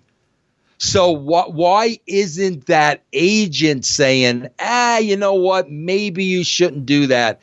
Maybe you don't want to put that much impact on your body. Maybe we can get there a safer way. Where's the agent? Why are all these girls getting hurt? Where's the agent? So that's number one. That the agent represents the WWE. Where is the agent telling Brie Bella, don't go flying out of the ring head first, out of control, so you can possibly break your neck? Where's the agent saying, don't do that, Brie? Don't do that. Where's the agent saying that? On top of that, with all these girls getting hurt, Matt, don't you think it would be common for them to start being a little concerned? Oh my God, Paige can't wrestle anymore. We don't know how long Alexa's out for. Becky just got her face broken. Brie almost broke her neck. Guys, maybe we should back off a little bit. You would think that's common sense. I don't think these girls are stupid. So I'm thinking if you're seeing all these injuries, at some point when you're laying out the matches, you've got to be thinking, shit, that could be me next. Unless there is a pressure coming from the top. You are equal to the men. You better go out there and give your all. I don't know. I think it's quite possible. That's the message. The women's evolution, it's all about women's empowerment. Women can do whatever men can do. How do you feel that reconciles itself with the WWF's, I always say it, WWE's agreement in Saudi Arabia and not being able to wrestle on those big shows? Do you see that as a hypocrisy? Oh, absolutely. And not only that, I mean, let's call it what it is. Because I don't know if anybody has said this publicly. Let's call it what it is. They got their own pay-per-view because the WWE did not send them to Saudi Arabia. And that was their way of making it up to the girls.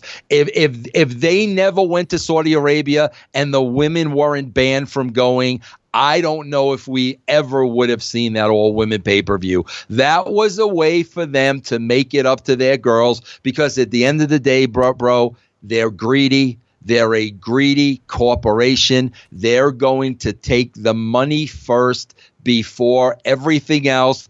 If that means none of your females are allowed to come to our country, then none of the females are going. Of course, the females are going to be hot. The females are going to be, what, you don't have our back? Everything we're doing for you guys. So what do? Oh, Stephanie McMahon comes up with this great idea. We're going to give them their own pay-per-view, and we're all going to come out here, and we're going to cry, and we're going to hug. Come on. It's so freaking transparent, bro. It's not even funny, and somebody's got to call them on it, man. So you're telling me that there would be no evolution, and that evolution without the backlash from the Saudi Arabia shows, and that the evolution is an exploitation of the women as a PR move against the Saudi Arabia deal?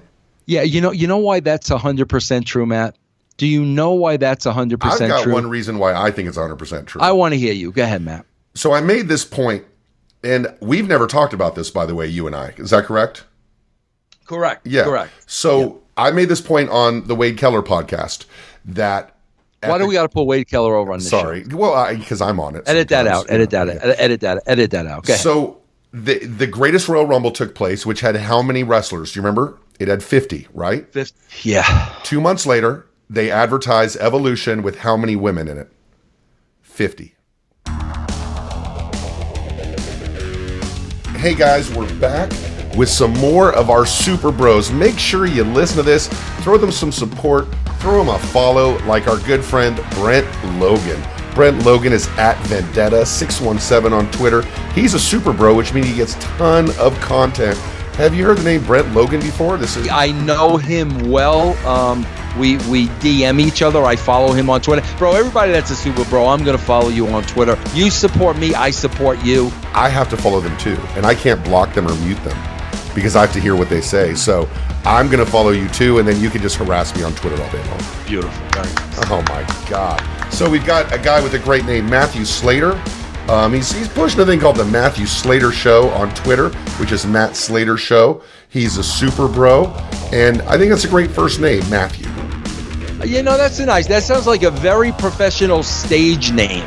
You follow my son on Twitter.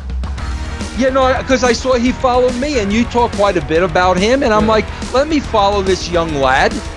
Maybe we can get to know each other a little better. Yeah, his name's Matthew as well. He's a big fan. Yeah. And I'll tell you, we have a big fan, and he loved the fact we followed him on Twitter. Tony Madden, at YTJBiscuits01. He is in Australia. When I look at the map of people that listen to the show, Australia is one of those countries that pops out.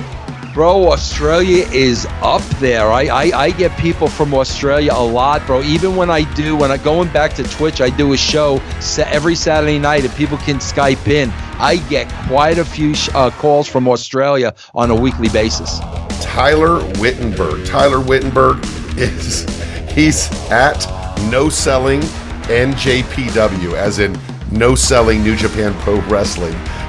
What do you think about Tyler? I'm kind of 50-50 on Tyler, man. I always got to be honest. Tyler is another one that sends me a ton of albums. But here's the issue. For like every album he sends me, he sends Jeff Lane like a video game. And I'm like, bro, why would you waste your money sending Jeff a video game when you could send me 2 albums? Send me 2 albums, send Jeff nothing. So I got to work this out with Tyler. I love that Jeff gets online, right? And he says, I finished this game. And for Jeff, that's like this huge accomplishment. I think it's hilarious. Oh, bro, he was top 30 in Karate Kid. Oh, you would have thought the guy won the triathlon, bro. I'm aware. We're all aware that Jeff Lane was the top 30 in Karate Kid. I know, and you're sending this guy stuff. Enough already. And our last person we're going to talk about today, a very special thank you to Cole Scharf. That's Cole Scharf with 2 F's. His Twitter is It's My Time Now 18 on Twitter.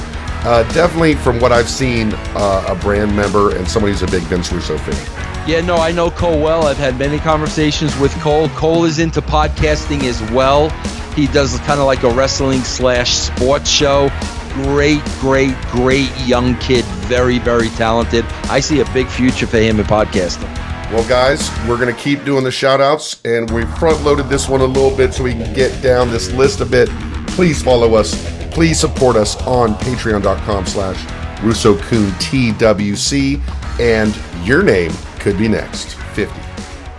So, like, what is that? That number is pretty... that's a pretty That's a great point, number. Matt. I never looked at it that way. That's a great point. But, Matt, can I tell you something else? Sure. Matt, an innocent man was killed in Saudi Arabia.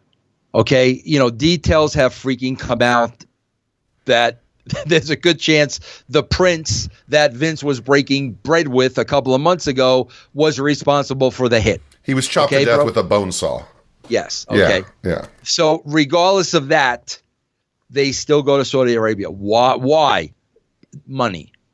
The dollars and cents. The contract is too huge to pass up. So here's the bottom line, Matt. We know that the WWE is motivated by money, period. They don't care about anybody else. They don't care about the well-being of their wrestler. If somebody gets hurt, put them on the sideline. We got a whole factory at NXT. Just spit out the next one. That's the mentality. They don't care about these people, and these people will all find out the hard way. They care about money, the bottom line money. Bro, do you think for 1 second Vince McMahon thinks an all-women pay-per-view is going to draw and be lucrative? There is an audience for that. The audience is nowhere near what the WWE universe is. It's a portion of the WWE universe. Bro, some people don't care about women wrestling. I'm not one of them, but there are a lot of people that don't care about it. So you already know we're taking a risk here. We might not be able to to sell tickets. This is not an automatic. Bro, when it comes to money, bro, everything with the WWE is automatic. So in order for them to have taken that kind of a chance, that kind of a gamble where there was no guarantee, they had to do it for a reason. The reason was to save face. And it's not prejudicial or misogynist to state facts, I don't think.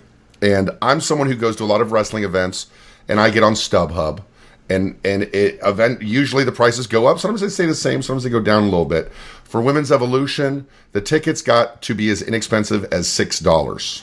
Yep. Never seen that before. So that particular, as far as a live event, didn't turn out to be a draw, quote unquote. So I think that's a fair thing to say, that maybe the audience didn't dictate that the pay-per-view took place. Certainly getting inside the mind of Mr. McMahon does not dictate that it's something he's passionate about.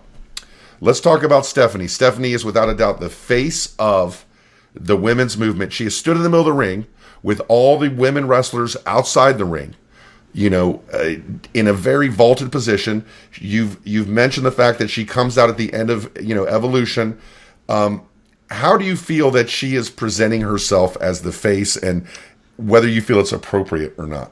Matt, like when you're in the business, like, and she should know this more than anybody because her father knows it more than anybody. When it's time for the stars to take center stage. And then you sit back and you can enjoy everything that you brought to that star success, but bro, when it's their time. You know what I'm saying, bro? I'll give you a perfect case in point. Many, many, many, many years ago, bro, when I was writing everything for Dustin is Goldust, me and him, he got to go on the Conan O'Brien show. The Conan O'Brien producer called me, and he said, Vince, we don't know Goldust. We want you to write this segment. And I was like, okay, so like what, you want me to write Goldust? No, we want you to write the segment. So we want you to write what Dustin says and what Conan's response is going to be. Now, Matt, this is, contrary to, your good friend and buddy, your shuffleboard partner, Bruce Mitchell, who says I know nothing about television writing. This is a big deal for me, bro. This is the Conan O'Brien show. This ain't wrestling. Well, I'm writing. He says you know nothing about any writing and any genre. Yes. But to me, this is a television show. Sure. This is a great honor. This is the producer is saying, bro, you write Conan's part. Conan's going to do it. So, bro, not only do I write this whole thing, I get to produce Conan during the day. Bro, I'm a writer. This is a huge deal for me. So, bro, I do all that. I make sure they're fully prepared. Okay? Now, bro, that night, they go out and that's their moment. You know what I'm saying? I was there to assist them. I was there to give them verbiage. I was there to help block. But now, bro, you're on live TV. You're the star. Now I sit back and I know my place. I could have done nothing. None of what I did would have mattered if it wasn't for those two guys bringing it home. So I know my place. I know I'm the behind the scenes guy. I may help them out, but they're the stars. They're going to deliver the goods. For Stephanie McMahon to not know that, bro, is it's almost embarrassing. The end of Evolution, when all those girls came out on the stage and she was right smack there up front in the middle, she should not have even come out. That was not her place to come out. She didn't perform that night. All those girls busted their ass to pull that off. Don't tell me that she didn't know any better to stay back and let them take their moment. She could not help herself, bro. her ego would not allow her to stay in the back and let those girls take that moment. I think that's sad, bro. I mean, when your ego is that enormous, and bro, let me tell you, an old Beach Boys song you might know, that wasn't the little girl I once knew. The Stephanie McMahon I wrote into her first show is not this Stephanie McMahon. Bro, I don't know what happened. Like, I have not been there for a long time, but these are two different people, bro. Well, we use the word exploited, and I think it's fair to say that her coming out and taking a victory lap on an event that she wasn't on is a form of exploitation. If her father would have come out, let's just hypothetically, if her father comes out at the end of an event, he's getting his ass kicked, right? Like if Ronda would have knocked her out or Nia Jax would have done a Samoan drop. But how much do you think it hurts the brand and the wrestlers? Let's talk about really, what the fans like to see, which is a good narrative and a story they can get lost in. How much does it hurt the narrative to have Stephanie going back and forth, good guy, bad guy, sometime in the same show, and then just coming out and really bigfooting all the women, a lot of people believe. Are you saying to the wrestling fans or to them? Let's say to the wrestling fans first. To the wrestling fans first, what does it tell them about the second-class citizenship of the women that an executive can come out and take credit for their success, but nobody does that to the men? Well, that's the bottom line. Here's the bottom line. Let's think about this for a second, Matt, because that's very interesting what you just said. They have already told us it's all about the brand. It's all about the brand, bro. Nothing's bigger than the brand. It's all about the brand. So, Matt, we see all these girls getting hurt, right? We see them coming and going. We see them not being able to wrestle anymore. We see them as being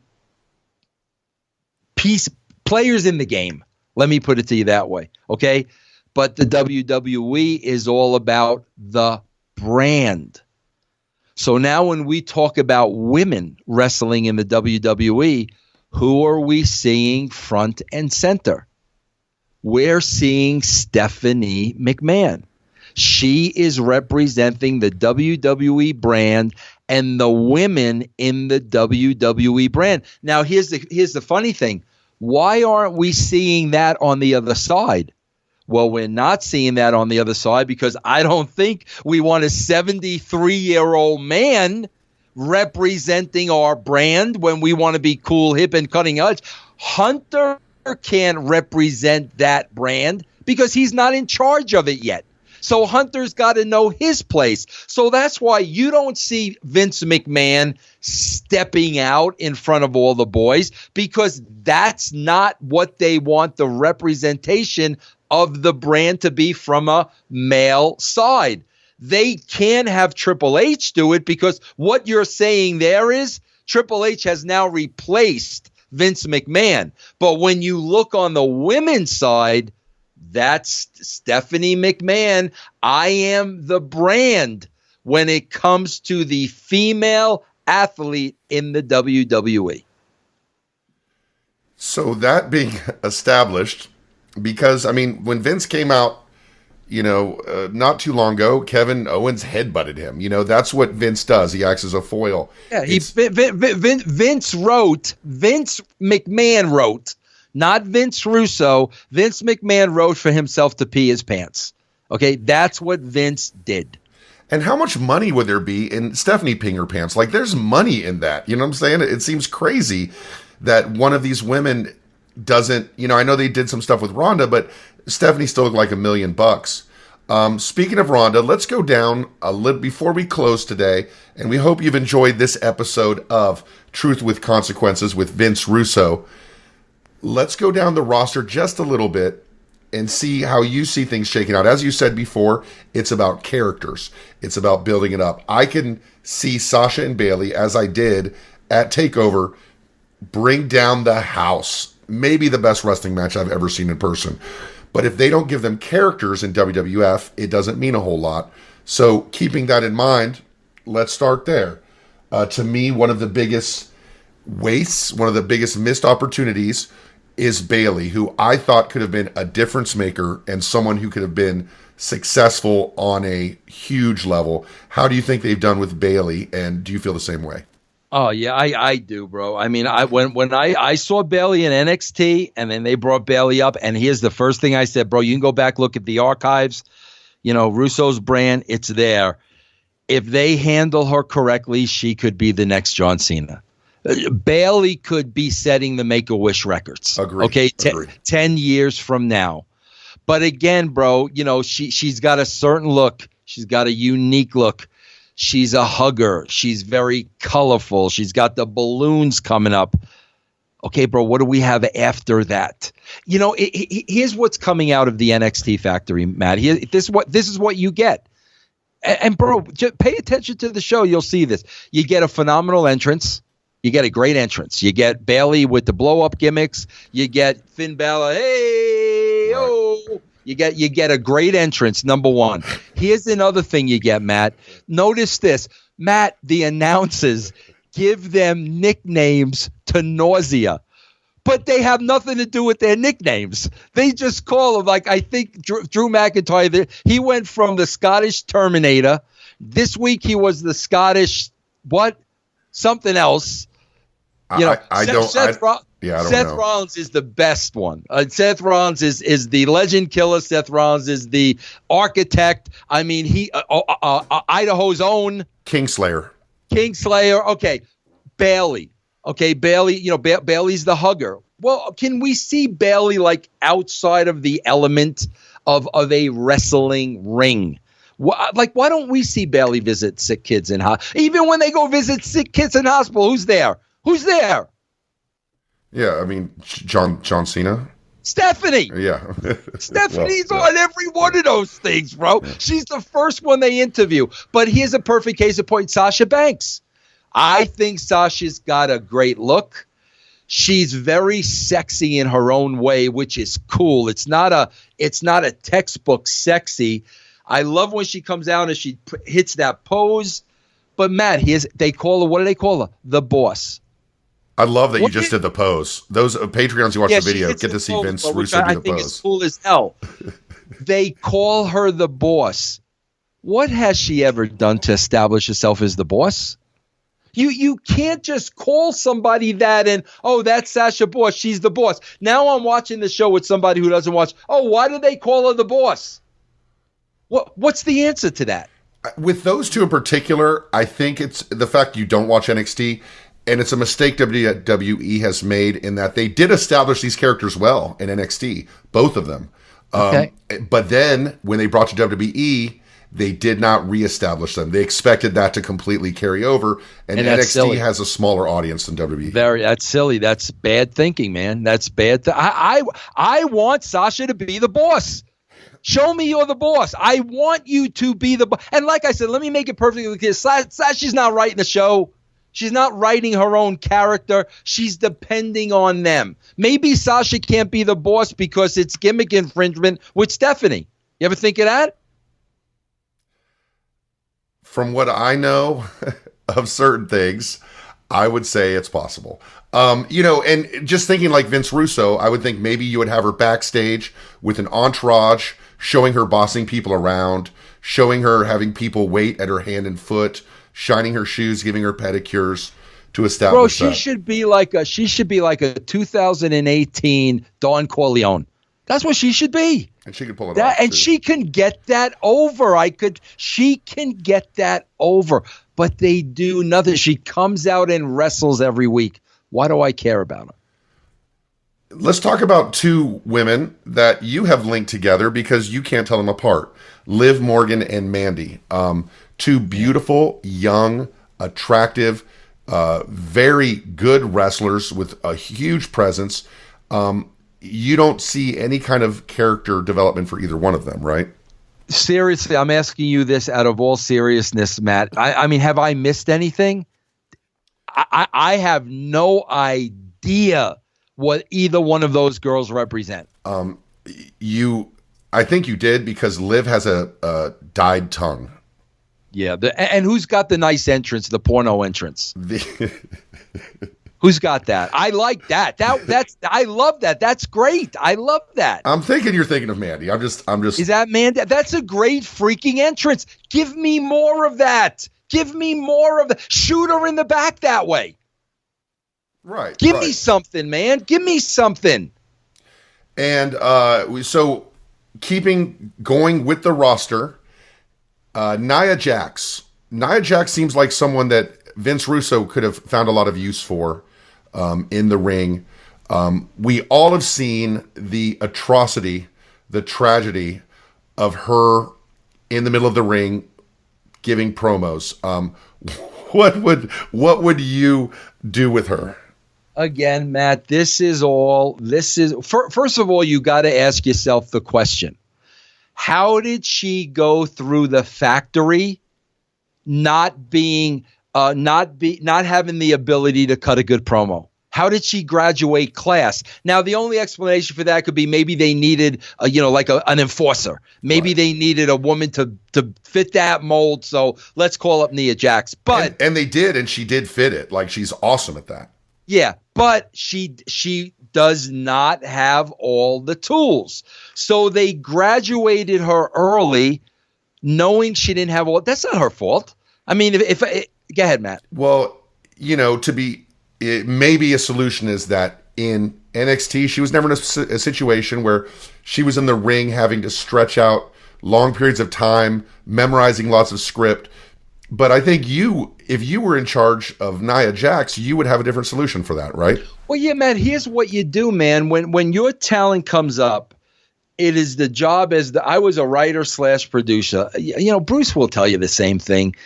It's your job to know these people inside and out. It's your job to know their strengths and their weaknesses. And what you want to do is you want to put the spotlight on their strengths. And the weaknesses, you want to keep developing them. So in other words, if Nia Jax, if her forte is not cutting the promo, why am I going to put her in the ring with a live microphone? I'm setting her up to fail. Now, let me tell you what's going to happen, Matt. She's going to go out there. That's not her forte. She's not being produced correctly. She's going to go back on the internet and she's going to read how shitty she was. And what does that do for her confidence? That destroys her. Why not produce her in the back? This way, you're filming it. It's a pre-tape. You do it over and over and over and over again till you get Nia Jax looking as good as she can possibly look. You throw her out on live TV, there's no net, man. And I'm not trying to be cruel by saying her promos in ring are terrible, but once again, it's not her fault. Myself included, when I started doing podcasting, I have to edit myself a lot because I have a lot to learn. We all have a lot to learn, but these people need to be put in positions to succeed. Yes. Let's get to the Trinity, as a lot of people see it, of the future of women's wrestling. Let's start with someone who's been talked about a lot lately as maybe a difference maker, Becky Lynch. How do you see what they've done with Becky Lynch? Where do you think the future holds for this breakout character? I like Becky. I like her a lot. Let me make that clear. I think to this point, it's been a lot of smoke and mirrors. Because the crowd has made her on their own, which is great, bro. Which is great for the crowd to make somebody. But here's the tricky part now. Here's where I'm a little concerned for Becky. The crowd has made her out to be something. Now the writers and the producers, they've got to back that up. And they've got to continue to push that forward. Would you say that Becky Lynch's ascension was the result of a bad creative? That since they were going against the wishes of the fans pushed back even harder, and that's really what created it. And now you're not sure if she can really back it up. Well, no. I'm sure she can back it up. I'm not sure if the creative can back it up. because the creatives got to be in tune with that, and they got to blow that thing up. Not Becky. Becky's got to go out there and do what they tell her to do. The creative now has to take that, and they have to develop that. They've not shown us that they can. With Charlotte Flair, we've seen great improvement in her from the first time I saw her in NXT. In that first 6-month period, I saw someone who took to wrestling like nobody I've ever seen. And a lot of people think of her as easily the future greatest women's wrestler of all time. What do you see in Charlotte that gives people that great impression of her? And where do you think her character is and how her future is in WWE? Well, there's something about a wrestler, bro. It's the way you carry yourself. You can look at somebody and know they're somebody. Charlotte knows how to carry herself because of her dad, bro. Whether he taught her, whether it's in her blood, she knows how to carry herself. She makes the investment in her character. What I mean by that is the wardrobe. That shit's not cheap. Talent pays for their own wardrobe. So she's paying out of her pocket for those robes. She is paying out of her pocket, and she is not cutting any corners. Again, I'm going to go to Rick. I'm sure Rick told her, honey, you want to be a star, you got to look like a star. When Charlotte comes out, she looks like a star. She carries herself with an air of confidence, and she's somebody. Now, Matt, we got to go back to the early days, though. I remember very early on, bro, the fans were rattling her during her promos. Remember that, Matt? She was trying to cut a promo. They were doing their ridiculous chants. She was getting rattled. I remember a particular moment where she was giving a promo and the fans thought Bayley was going to be brought up, and they were chanting, "We want Bayley." And This was on a live Raw, and she definitely wasn't used to that situation. Yes. Now, I was worried about that, bro. I was really worried but Charlotte overcame that. And again, like Matt, I have to believe Rick had a lot to do with that. You know what I mean? I had to believe Rick sat it down. She probably went in the back. She was probably upset. She knew what happened. And I guarantee you, Rick got on that phone and said, Charlotte, this is what you got to do, because she overcame that. Bro, a lot of people, if you don't have the right producers at the WWE, you're not going to be able to overcome that because you're not going to know what to do. Like Nia Jax, Matt, when you go in the ring and you cut a promo, I had to do this. Bro, I would go in the ring, I would have a promo in my mind, but bro, I would also listen to the people. When you've lost the people. And bro, when you've lost the people, you got to go home. You got to go home. Bro, when I'm watching Nia Jax, nobody's taught her that. She lost the people and went on and on and on. No, honey, when you lose the people, you got to hit your point and go home. Nia Jax isn't going to know that, Matt, unless somebody teaches her. You hang your hat a lot on the This Is Your Life segment with The Rock and Big Foley. What did you think about the This Is Your Life with Alexa Bliss and Bayley? Do you remember that? Oh, God. I felt so sorry for those girls. I felt so sorry for them. We all did. Yeah. I mean, Matt, let's face it. You can't write a segment like that unless you have a Mick Foley and The Rock. You know what I'm not writing that segment for the headbangers. You've got to know your players. That was not suited for them. It's not their fault.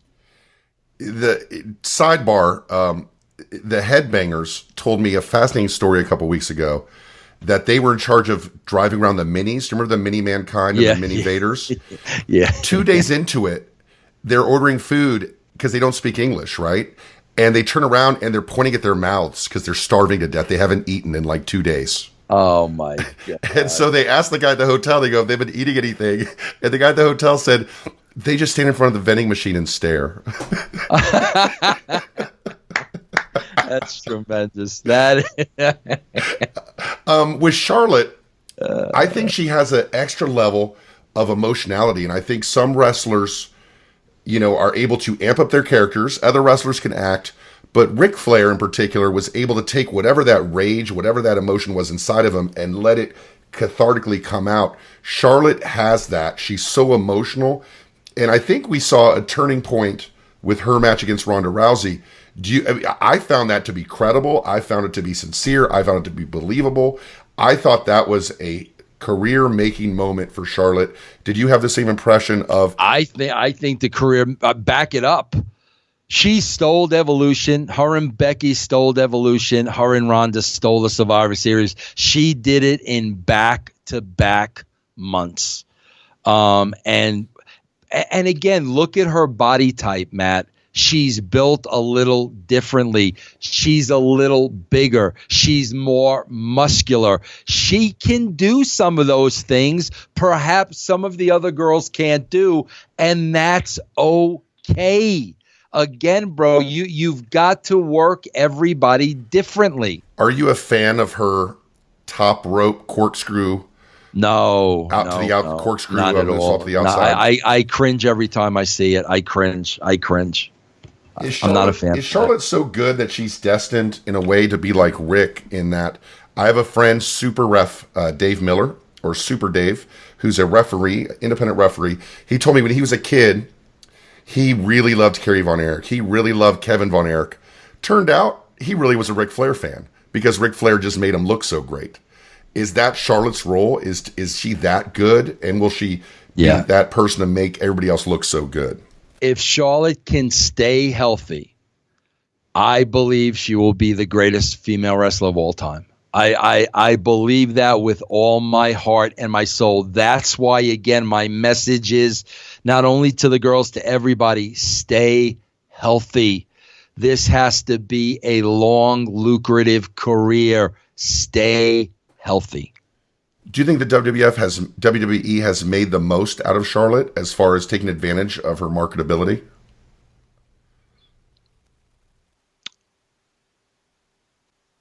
Not really, man, because she's not the hood ornament. I don't know. I mean, I guess maybe some people would say Ronda Rousey is the hood ornament, but I got to tell you something, man. Reading an interview by Ronda Rousey about a week ago, I don't know about that. But if I'm running that company, Charlotte's my hood ornament. Enough said. You mentioned her name. I said on Twitter that when she was signed, this was the greatest signing, the biggest signing in the history of wrestling. Ronda Rousey is in World Wrestling Entertainment. What did you think when you first heard it? And what do you think of her so far? Well, when I first heard it, bro, I thought it was going to be a little... I did not think it was going to deliver the hype that they thought because, Matt, let's face it, she lost her last two fights. And if she would have come into the WWE like undefeated, that would have been one thing. But it's almost like, okay, you lost your last two fights. Now you're going to go into this fake wrestling business. I mean, there was some of that. So I did not think it was going to get the attention that they thought it was going to get because of that. But I think she has done a phenomenal job. Where she lacks, I think, again, she's lacking because of poor producing. If Ronda Rousey gets her ass kicked one week, she should not come down that ramp smiling the next week. And in interviews, she has said, Vince McMahon told me to go to the ring smiling like I'm loving life and I'm enjoying every minute of this. Well, okay, Ronda, but the situation's got to call for that. If somebody screwed Austin, going off the show one week, Austin's not smiling the next week. He's chomping at the bit all week long, waiting to get his hands on this person. So, like, the chinks I see in her armor, I think the WWE has created. So much to talk about with Ronda Rousey, but we are going to close down in just a few minutes. But I just want to touch on a couple things that you talked about. Producing segments, producing the show. The difference between producing and booking. Ronda Rousey coming to the ring the day after the Charlotte beatdown and even having a match, showing not many effects from this beatdown. How harmful was that to her character and to Charlotte's moment? Horrible, man. Horrible. I swear to God, we talk about the wrestling bubble. Yeah. They are so ingrained in the wrestling bubble that they really think like there's a Raw brand and a SmackDown brand. Like, they don't understand, like, guys, this is a work. Like, we all work for the WWE. The fact that when Charlotte opened up SmackDown, Ronda Rousey did not immediately hit the ring. You're a, I don't want to use the P word, but you're a P word at that point. That's not Ronda Rousey. That's what she would have done. That's what Ronda Rousey would have done. She literally said, "We'll cross paths again one day." Yes.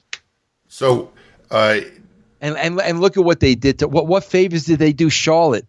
The Iconics, and oh my God, that's why I think they're purposely trying to keep everybody in the middle, because they're not doing what they need to do to get people over. Of course, we have this big match coming up with Becky Lynch against Charlotte at TLC, which is the match everybody wants to see. They make it a 3-way.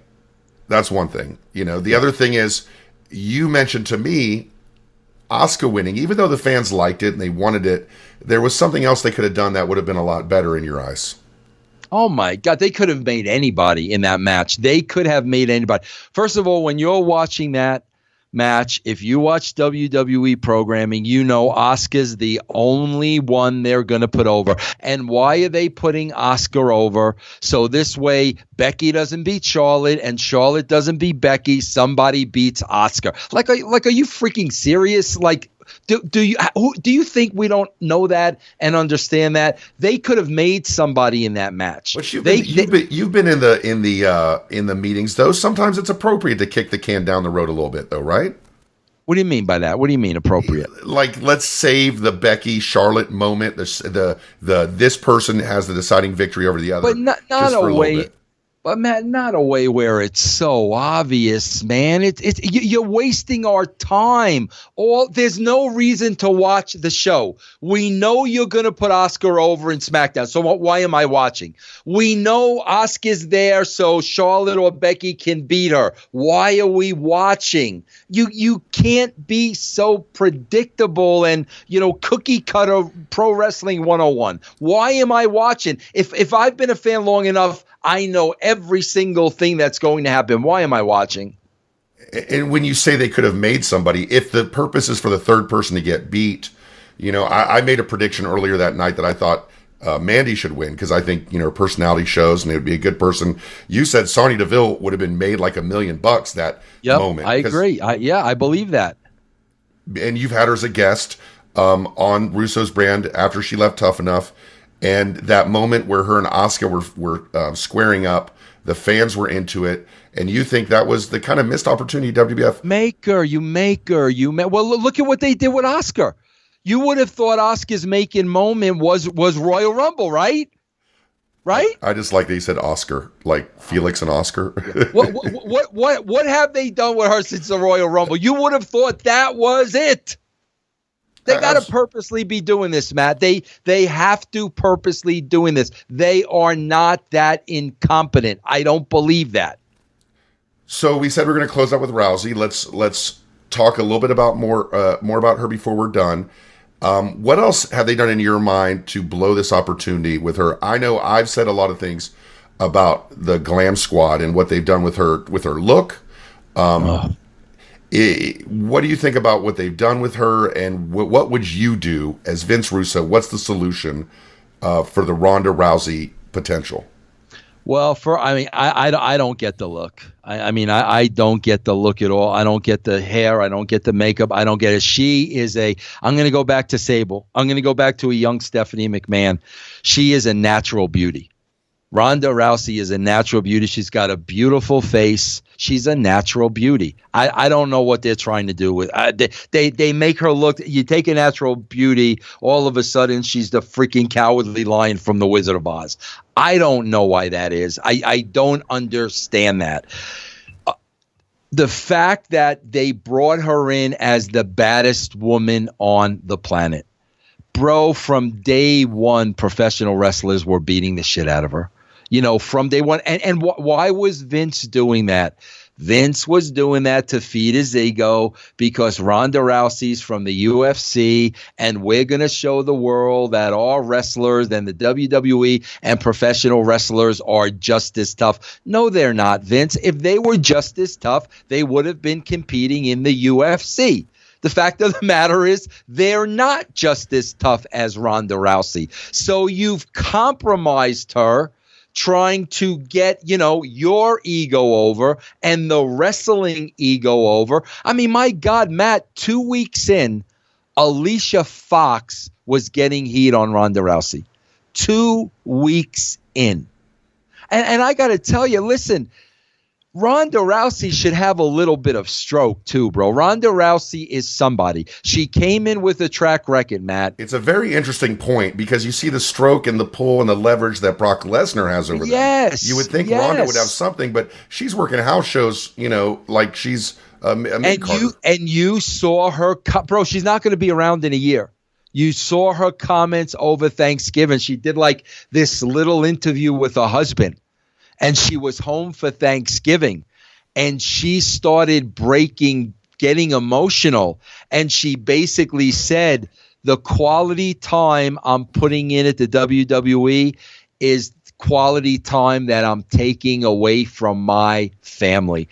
Bro, if she's feeling that now, she's not going to be around long because Vince, man, you talk about exploiting her. He's going to have her work every house show, every arena, he's going to have, he don't give a shit about her family.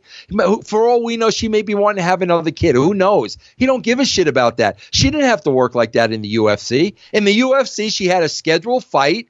And then she trained. And I'm sure her training was on a scheduled regimen at the same place at the same time. She wanted to be home at a certain time. She was. That's what she's used to. Vince has her running now like another wrestler, always on the road, always away from his family, her family. He don't give a shit. She's not going to be around long, bro. We've brought it full circle from Medusa to Ronda. Vince buries them. Stephanie exploits them. Do you have anything else to say to kind of tie a little bow on that and kind of make the case for what you're saying? You know what my problem is, man? This is my problem with a lot of things. So many things are like obvious. And when they're so obvious, like just say them. Like don't bullshit us. You can't bullshit people anymore, bro. People are not that stupid. I mean, with social media now and all the news outlets and YouTube and everything you can learn, people are not idiots. The WWE still treat their fans like marks. The old way of the WWE is, we're going to tell you something, and you're going to believe it whether you like it or not. Don't bullshit us. I would respect Stephanie McMahon so much if she came forward and said, you know what? Maybe it was my dad who didn't give the women their due. Maybe I've been having this conversation with my dad since I'm 16 years old. Tell us that. Because he was the guy responsible for holding the women down. You can't ignore that. Stephanie McMahon is aware of all the things that Vince Russo is aware of, that it's a man's world back there. She knows it from her husband. She knows it from being around the business. She knows what's going on. Shoot with us. Tell us that. And then, then one step further, the freaking Saudi thing and evolution. Come on, man. Say it. You know what, bro? We were not allowed to bring women into Saudi. We did not agree with that, but we have to respect the wishes of another country. But in order to tell these women how much we appreciate them and how sorry we are and how regretful, this is what we're going. Say that. Just freaking say it. Don't bullshit me. We're not idiots out here. We know what's going on. That's the thing, Matt. They think they're working everybody. You're not working anybody. Everybody sees right through this. You're not clever enough to work anybody. We see through it. You're going to gain our respect by telling us. Just tell us the truth, and we will respect you. But instead, what you're saying is that instead of that going on, there's an exploitation element going on with Steph instead. Absolutely there is. And you saw that front and center at the end of the show. It's like she's standing there. Bro, remember when they brought King Kong back to New York and the guy stood in front of King Kong? Here he is, the eighth one. That's exactly what she was doing with the women. Here they are. They just broke their asses in the ring for the last 3 hours, and I did absolutely nothing, but I am going to stand in front of all of them and take all the credit. I mean, come on. Wait, how do they think people don't see that? Well, Vince, you've made your case. Let's let people interact with us on Twitter about it at Russo Coon TWC, at the Vince Russo, and I'm at Matt Coon Music. And I mean, I don't think there's any question at all that you're passionate about women's wrestling, because this was a show that we did. This is our third time doing it because we wanted to give the best podcast about this subject possible. We've actually done this show a couple times, and we re-recorded it today, just a couple hours before the release, because it was important to you to tell this story correctly, right? Oh, no, absolutely. Without a doubt, because again, I'm going back to my girl Medusa in 1994. They're fighting for the same things today. It's 25 years later. They're fighting for this, and they deserve it. They've earned it. But in earning it, that does not mean you've got to go out there and kill each other. You've earned your spot. You don't have to go. They've got nothing more to prove, bro. They've got nothing more to prove. And if you want to hear a little bit more specifically about women through history in WWE and WWF that Vince feels that Stephanie McMahon has buried, you can check out our YouTube page, russocoon.com. Make sure to subscribe. If you get 1,000 subscribers, we're going to give you a bonus show that you're going to remember for a long time. Vince, you and I, for the first time, as we tape, know what we're going to do next week. We have a show planned for next week. Brian Alvarez, your old foil, has said things that I disagree with, that say that today's Raw is worse than Russo era Nitros. Today's Raw, there's nobody really who will defend it, but I understand you are going to come to the rescue. Is that correct? Well, he said today's Raw is better than Russo. You said worse. He said better. That's what I meant. Yeah. He said that anybody who thinks differently, is wrong. That today's Raw is still better than Russo era Nitros, but I think first of all, that's ridiculous, and second of all, you're going to come to the rescue for. I mean, we just had the worst Raw of all time last week. Explain a little bit about what we're going to do next week. Next week, I am going to act as the filter of Vince McMahon. I am going to tell you what needs to happen to bring the WWE back to prominence, to make the WWE cool again, to make everybody talking about the WWE, to put the brakes on the ratings that have been going down for 18 straight years, bro. And I am going to start like I was hired tomorrow. Vince, we're going to leave you alone.